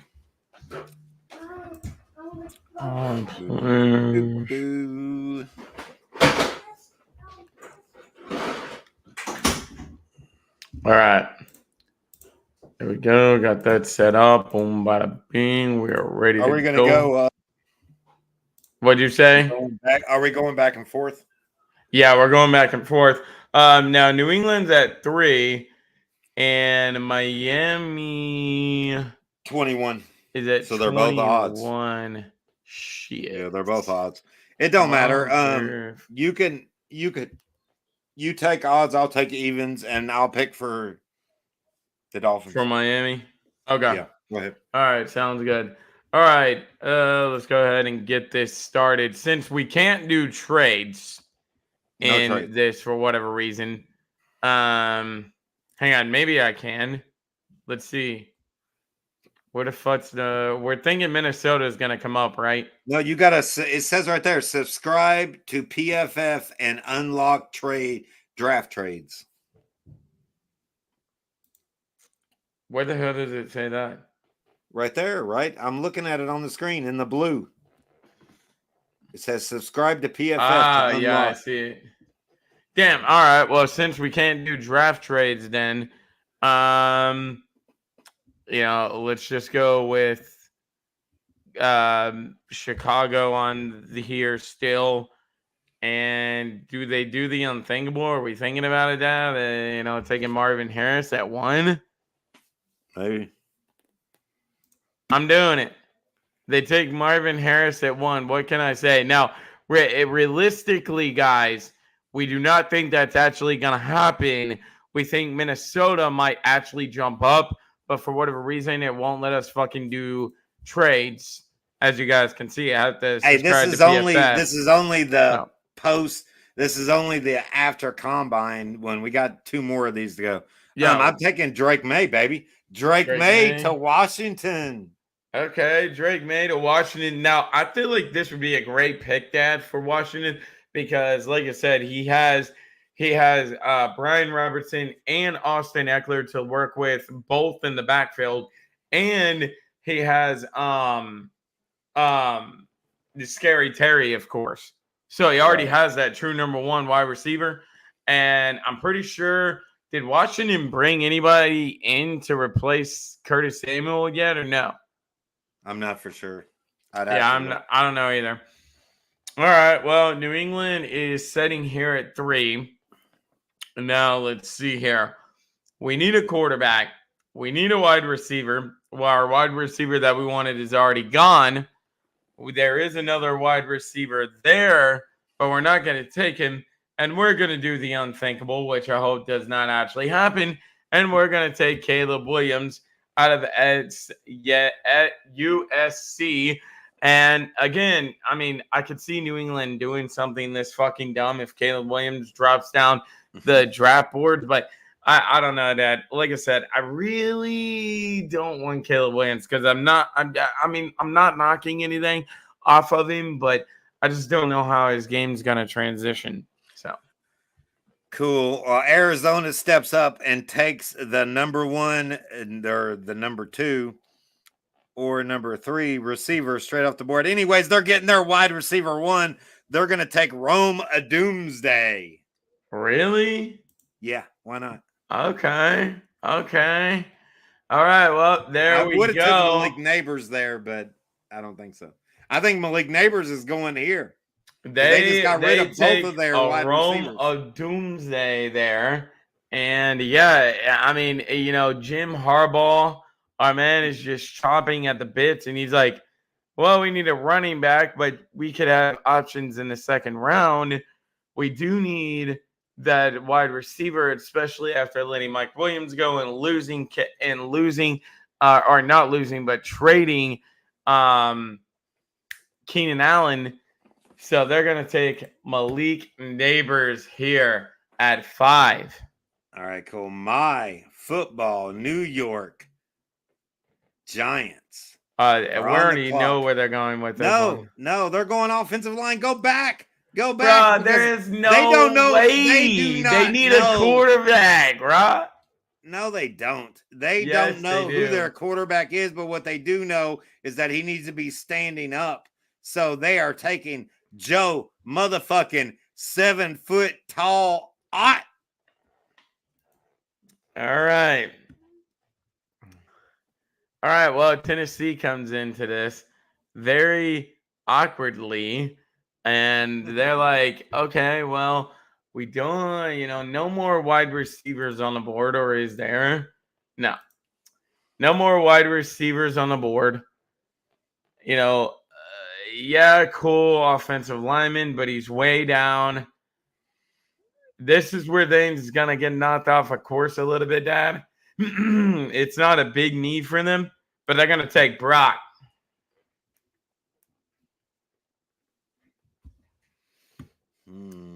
They're going to do it. Okay. I can see that'll it. work. Yeah, that'll work. It gives them another talent. Oh my God! How really? the fuck is Atlanta's number one need a quarterback when they are paying Kirk Cousins almost It hasn't been $200,000? updated. What you're using has not been updated. Obviously, they need an edge or a cornerback. Cornerback. Coop is still on the board. They need a cornerback. They're taking the Great White Hope. Goes to Atlanta with our favorite quarterback of all time. There Okay, you go. listen. Is that where you was going?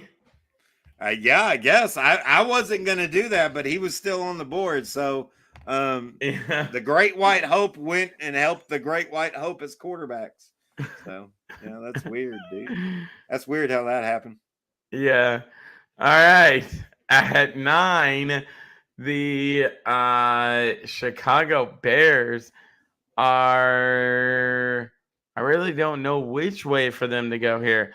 They need a defensive lineman, and why not take the man? They need. Huh? They need a center, a cornerback, and a defensive They would probably lineman. take Murphy. They would probably take Murphy. Yeah. Yeah, that's exactly where I was going to with this. They are going to take Murphy. Only because he can be both. Yeah. That's why they would do it. So the Jets. Who's up next? The Jets. I'm picking for the Jets. Yeah. Well, I want them to get a terrible pick. Okay, but you got to do it out as a GM standard, all right? All right, the Dallas Turner. Dallas Turner's not. Let's give them Newton. Right there. Yeah. That's the dude we didn't know too much about. He's in he's in PFF's top 10, so yeah, he must be good. So, yeah. All right. So we got the Minnesota Vikings now, who definitely need a They're quarterback. definitely going to take a quarterback because they're picking again at 23. And they say, wait a second, he's still on the board? They're going Jaden Daniels. They can't believe it. Their quarterback's still there. It worked. It worked. Denver Broncos, keep that quarterbacks up. Keep them quarterbacks up. You saying in JJ McCarthy here or both? JJ McCarthy to the Broncos, baby. All right, JJ McCarthy going to the Broncos, and we're going to see 3 quarterbacks fly off the board here as the Las Vegas Raiders need one as well. And they say, wait a minute, Bo Nix is there? Bang, Bo Nix to the Las Vegas Raiders. Cool. And it kind of screws New Orleans because they need a quarterback too, unless they're dedicated to Carr, which they might be. Right. The Colts say we have a great team. We'll take the best cornerback. Hold up, Dad. You got New Orleans here. Oh, that's New Orleans? Mm-hmm. The Colts are picking at 15. All right, I'll go ahead and take Quincy Mitchell. They need a cornerback, don't they? That it says they don't, but I know they do in real life. Yeah. They suck. Yeah. All right. The Colts. The Colts need They definitely don't need a wide receiver. Yeah, they do. No, they need don't. one to go alongside Michael Pittman. They don't have Okay. one. All right. Well, they need quite a few things, actually. They need a wide receiver, a guard, a center, a defensive lineman, and a DB. And to be honest, I like And- Arnold better than Wiggins myself. And a lot of things, the Colts lost their true number one cornerback in Stephon Gilmore. So we're going to give them Arnold out of Alabama. Again, he's a really shut down, locked down cornerback. And I feel like his game is going to progress in the National Football League outstandingly. And he has a real shot at being a true number one for them. Yeah, I think so too. Go to edge because is my boy still there? Lutu. Oh, Dallas Turner's still there. Yeah, I'll take Dallas Turner. Dallas Turner There you go. to the Seattle Seahawks. All right, at 17, the Jacksonville Jaguars need a guard, a center, an edge rusher, or an edge defender, and a DB. They need a cornerback bad, dude. Yeah, dead ass. And I think that's why I'm going to give them Wiggins here. All right, cool.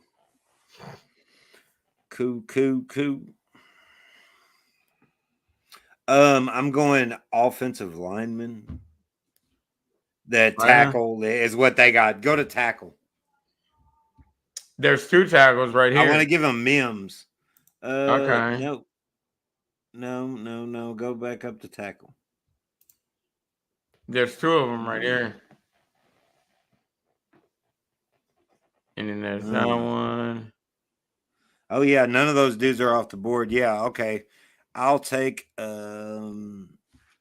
I want Mims, dude. They're better than I'll take that Washington tackle. He's probably pretty good. This one? Yeah. That's that dude we've seen at the combine. Yeah. The big boy, the Hawaiian dude. Okay. Yep. All right. At 19, the Los Angeles Rams come in, and it says their number one need is a quarterback, but I don't understand how when they have Matthew Stafford still. And they signed a quarterback. They already have a backup quarterback. They traded for one. So they need a quarterback. Offensive lineman. They need a offensive lineman, defensive lineman. They'll take that linebacker. for Nunu dude. Yeah.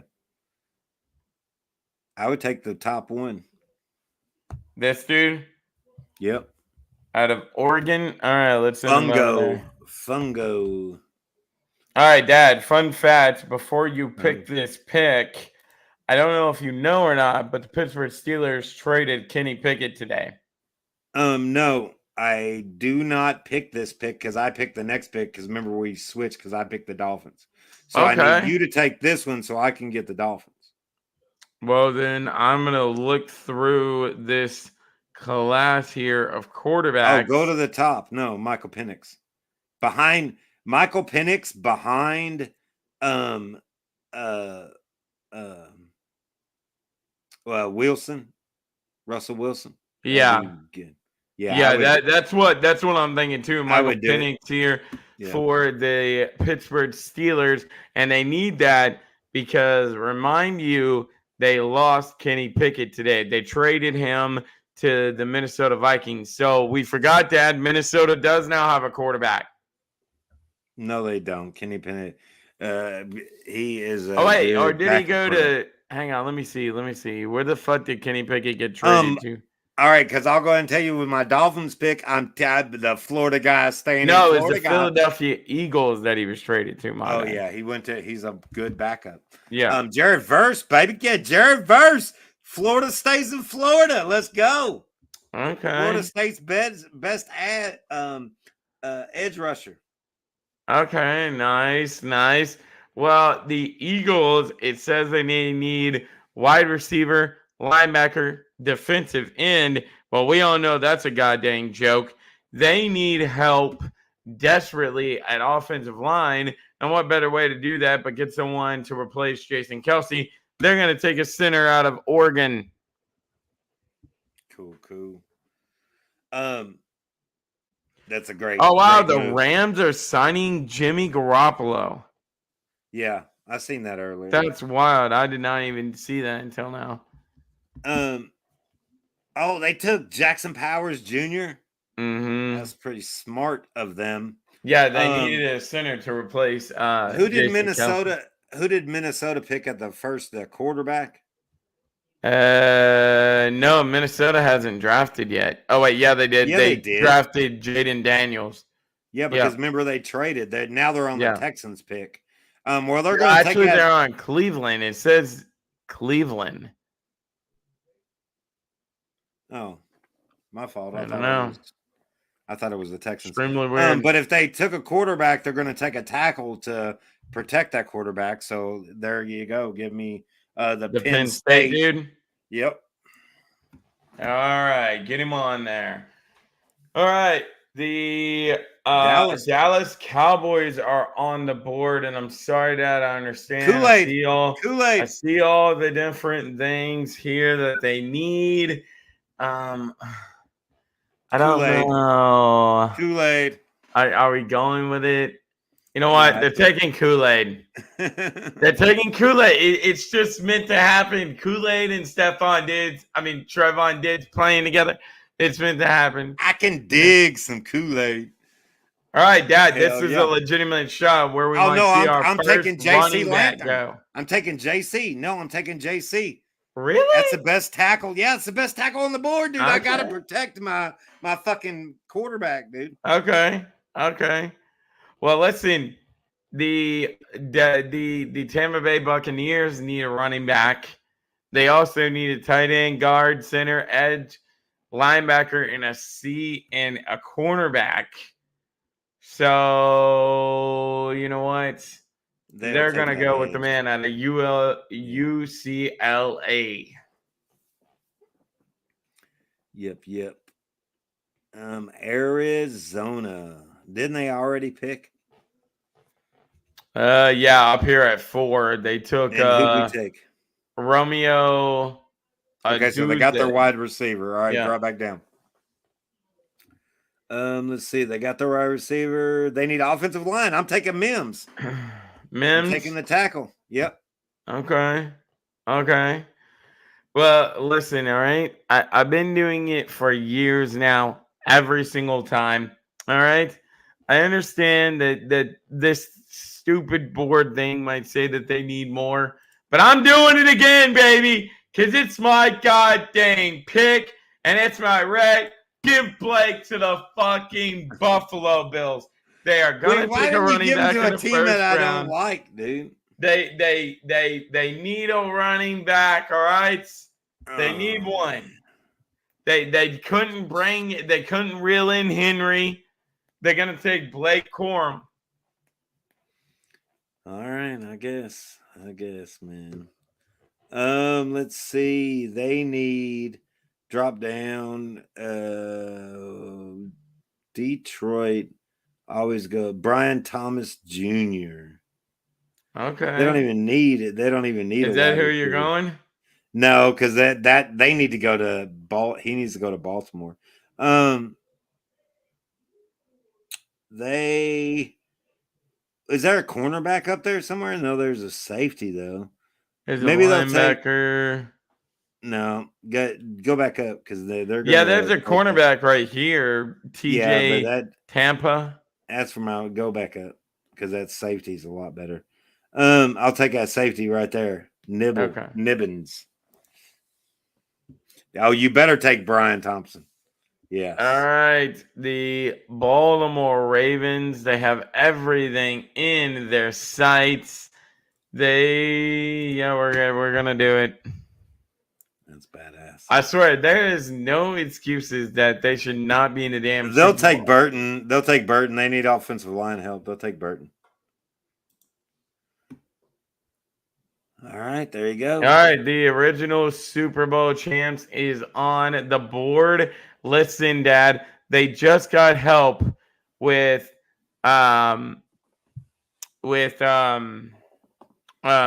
getting Marquise Brown, and they're gonna get even more help. Hollywood. Who you when they take Adoree Mitchell. Yep. Yeah, Mitchell's badass. They're going to take him. And this is our mock, ladies and gentlemen. as it goes, we had the Chicago Bears taking Marvin Harris Jr. Again, we don't realistically think that's going to happen. We think that the Minnesota Vikings might trade up, but for whatever reason on PFF, Or while you're I think using the mock- Chicago will trade that pick. I think Chicago's trading Yeah. that pick. Yeah, they're gonna trade to someone for sure, probably. So, but on PFF, for whatever reason, when you do their mock draft simulator, you cannot Because they want your make money, trades. bitch. They want your money. So, yeah, so we wasn't able to do one. So we just took who we think they're actually gonna take in the draft with whatever pick they have, if he's still there, which is obviously Marvin Harris Jr. At 2, we had the Washington Commanders taking Drake May. 3, we had New England taking Caleb Williams. 4, we had the Arizona Cardinals taking Romeo Odunze. At job. 5, huh? That was good pronunciation. Good job. Thank you very much. At 5, we had the Los Angeles Chargers taking Malik Neighbors, however the hell you pronounce his name. Neighbors. At Yep. 6, we had the New York Giants Joe. taking Joe Alt. At 7, we had the Tennessee The Titans Great White taking Hope. Brock. Nope, not there yet, Dad. We had them taking Brock. Actually, both the boys are the Great White Hope. Yep. And then at Dang, 8, Coop. we had the Atlanta Falcons taking Coop.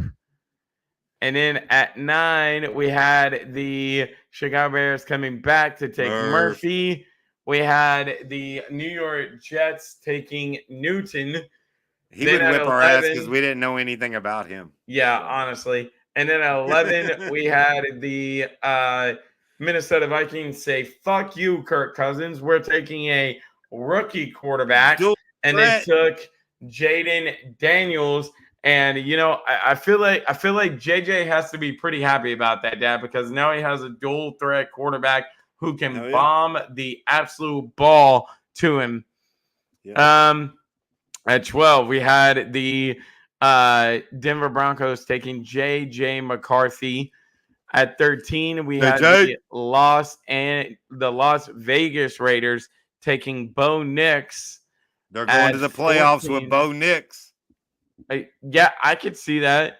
At 14, the New Orleans Saints took Mitchell.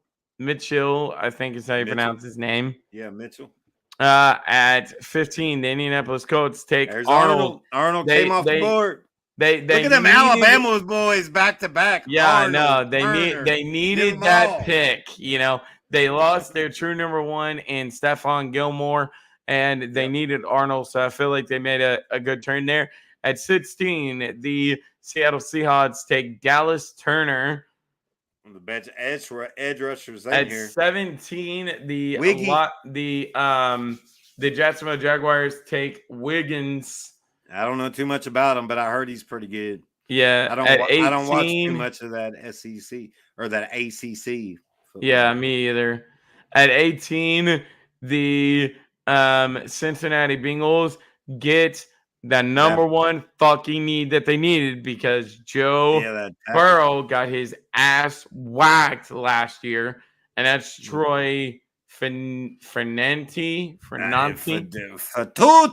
Falulu. I don't have no idea. However the hell you pronounce his name. Yeah. Anyways. Funga. At 19, the Los That's Angeles Funga. Rams take Fagunga. Very good. Something like that. 20, There's a the spicy Pittsburgh pick right here. Steelers take Michael Penix Jr. out of Washington. They needed a quarterback. Excuse me, ex-Super Bowl winning quarterback. Can you please teach this young guy how to be half as good as you were in Seattle? And maybe we'll have a chance. So there you go. Hey, listen, Dad. Even if fucking Tomlin had Michael Penix Jr. starting from day 1, I guaranteed you he'd still drive that team to the playoffs. He always finds a way into the playoffs. Yeah, that's true. It's crazy. Right here, 21, the Miami Dolphins pick Andrew Van Ginkel's replacement, Jared Verse, coming off the edge. Here we go, baby. Florida State rise up. Should have made it to the playoffs. All right, Florida State should have 22. made it to the playoffs. Fuck you, bitches. Oh my God, 22. The Philadelphia Eagles take Jason Kelsey's best center. replacing, and the that best center is on the board. Jackson Powell Johnson. And yeah, I mean, I haven't watched too much tape on him, but Dad, you sound like you have definitely watched a little bit. I've watched tape a on him. lot of tape because before we signed a center from Tennessee in free agency, I was thinking maybe we would take him. So I watched some tape for some Dolphins reasons. And Jackson Powers, he has some fucking goddamn power, dude. That motherfucker's badass, dude. He's a bad boy. He's one of those guys that they're going to put as center and he will retire as center 17 years later. So I think they found the next center to be there forever. So Yeah. that's cool. Yep. All Jackson right, Powers at 23, Johnson, strong the motherfucker. Minnesota Vikings circle back around. They're like, well, we got our quarterback of the future. Now let's go get a Let's offensive protect that tackle motherfucker. and protect him. And I don't even know how the fuck you pronounce his It's name. that Penn State So- dude. He hasn't played a lot of football. We already read Yeah. about him Yeah. earlier in the podcast. So if you don't know that, go read about him.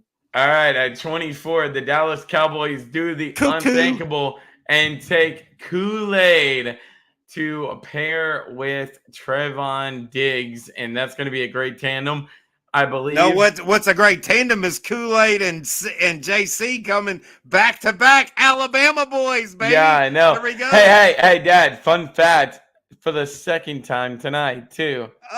Back-to-back watch these Alabama 15, boys 16, and fly back-to-back off the 24 and God 25. damn, these SEC boys can't stay out of the goddamn NFL, can they? Yeah. JC Lantham, one of the best Yeah. tackles in this fucking draft, goes at And 25 he's coming to in Green and Bay. he's gonna fucking guard Love's ass. Love Yeah. already Yeah. had an outstanding rookie year. Now I feel like he's gonna be even better. Next year, if this pick does actually happen in the real Yeah. draft, I guarantee you, coming up. Love will love JC. I guarantee Yeah. you that. all right, at 26, the Tampa Bay Buccaneers take I seen this dude in the combine. The Mhm. Latu dude, the Leia Latu, or however you said his name. He's a bad motherfucker, dude. He's gonna be a good edge rusher. Good wheels, and they need edge. They just lost Shaq. Remember, because Shaq's Yeah. in Miami now. Yeah. So they need an edge rusher. Go young, go big, go out. There you go. All right, at 27, the Arizona Cardinals takes Dad's guy, Mims. Yeah. Dad, tell us about Mims a little bit. Mims is a tackle out of Georgia, and he's a big, bad motherfucker. That is just he's big. He got hurt once, so you can't get a lot of tape on him because he was out for a little while. But he's trying to say, I've seen him in his pro day. He's not accident prone. So Mims will tell you that there ain't a lot of tape on me, but I'm a big bad motherfucker. He's taller than everybody else. He's bigger than everybody else, and his name's Mims. So Yeah. you're gonna be scared of him. And I'm going to tell you right now who the first guy greeting him at the door is, and that's a guy by the name of Kyler Murray, and he's going to be, kissing like all 2 over his foot tall. hands and Yeah, bowing he's down gonna at his come up to feet. his kneecaps. and shit. No. What I'm saying is Kyler Murray is going to be loving on Mims because yeah, Kyler Murray 'cause he's has gonna had protect him. such shit protection the last Yeah. 2-3 yeah. years. Mims gonna get some good. Yeah, he's gonna Yeah. got his blind side definitely. Yeah. All right. So at 28, My boy. Buffalo Bills, Dad, do the unthinkable and bring Blake Corum into our fucking division, and he is gonna fuck shit up with I Josh hated Allen. this pick. I think this is the one pick that you fucked up in the draft because you Hey, gave one listen, of my we're favorite. supposed to be realistic here, all right? You gave one of my favorite running backs to a goddamn rival of my favorite team.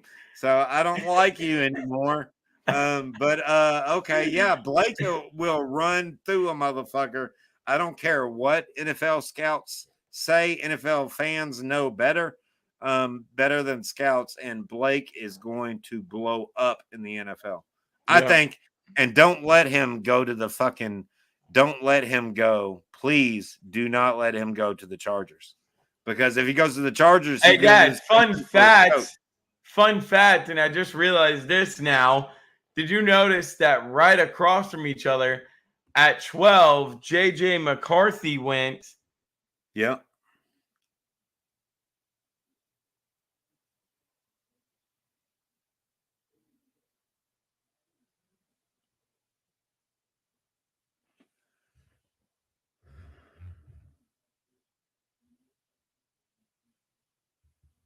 Were you on mute? Hello? Hello?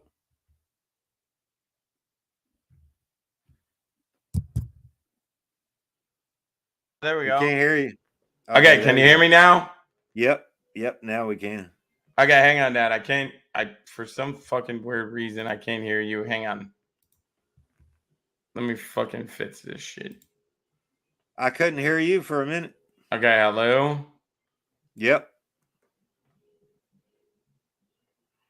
The fuck is going on here?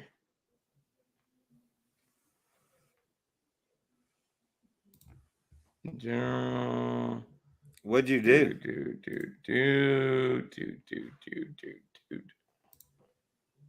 Okay, I have no idea why the fuck I can't hear you. But anyways, to wrap this fucking podcast up real quick, Blake Corum goes to the Buffalo Bills.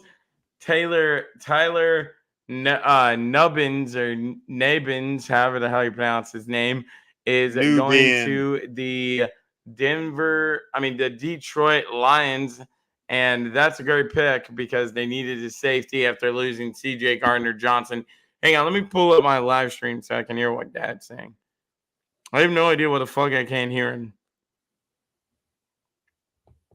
Hello? Yep. Hello.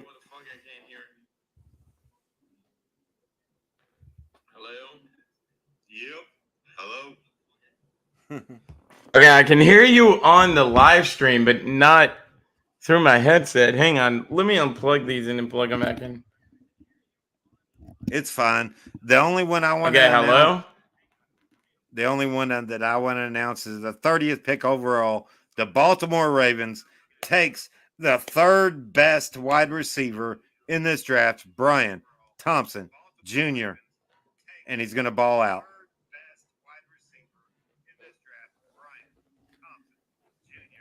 They just cut your boy. You know who I'm talking All right, about, Dad, right? you go ahead and announce the rest of the fucking picks. No, that's all I got. That's all I got. Tackle Burton went to San Fran, and then Mitchell. Oh, Mitchell's a good wide receiver too.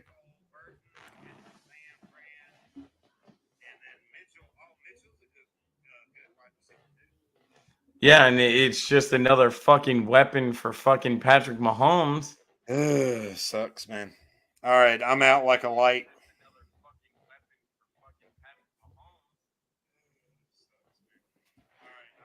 Bitches. All right, later. Later.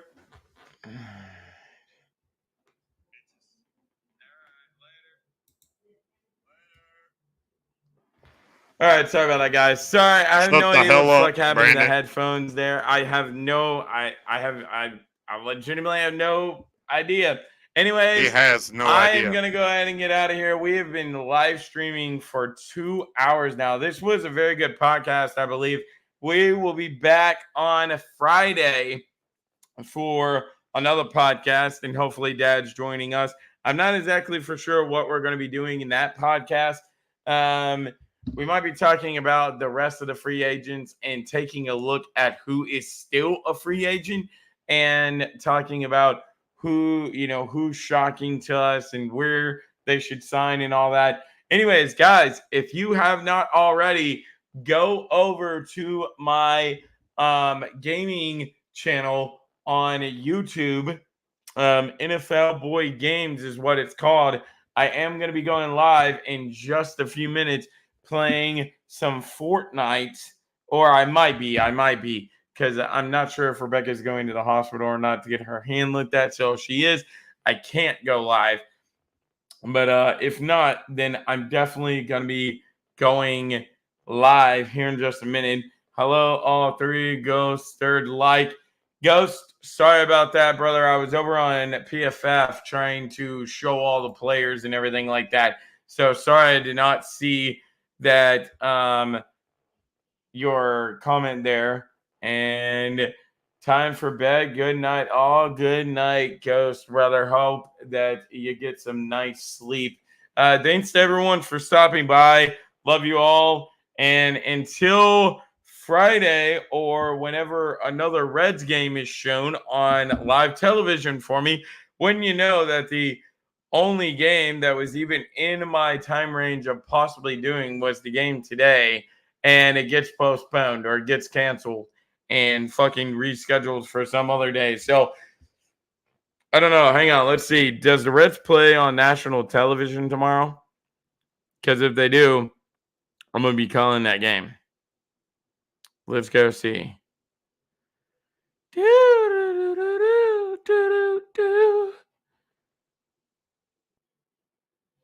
Okay, we play the Seattle Mariners. But hang on, let me go see if it's on national television tomorrow. Because I'm almost 90% sure that it's not, because I'm pretty sure I already looked it up to see myself, and I'm pretty sure that it was not. Hang on.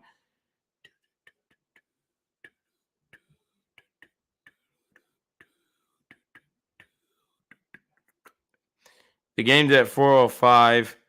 1, 2, 3, 4, 4:30. Yeah. Nope. See, that's the problem that I'm talking about. On my days off, there are no games, Reds games, being shown on national television. But on the days that I'm at work, it's like all the games are being shown on Bally Sports Ohio. So I'm just probably not going to be able to do another Reds game until the regular season gets underway, which, like I said, isn't this week coming up, but it's the following week after that. Anyways, guys, I hope you enjoyed the show. I am out of here, ladies and gentlemen. Peace.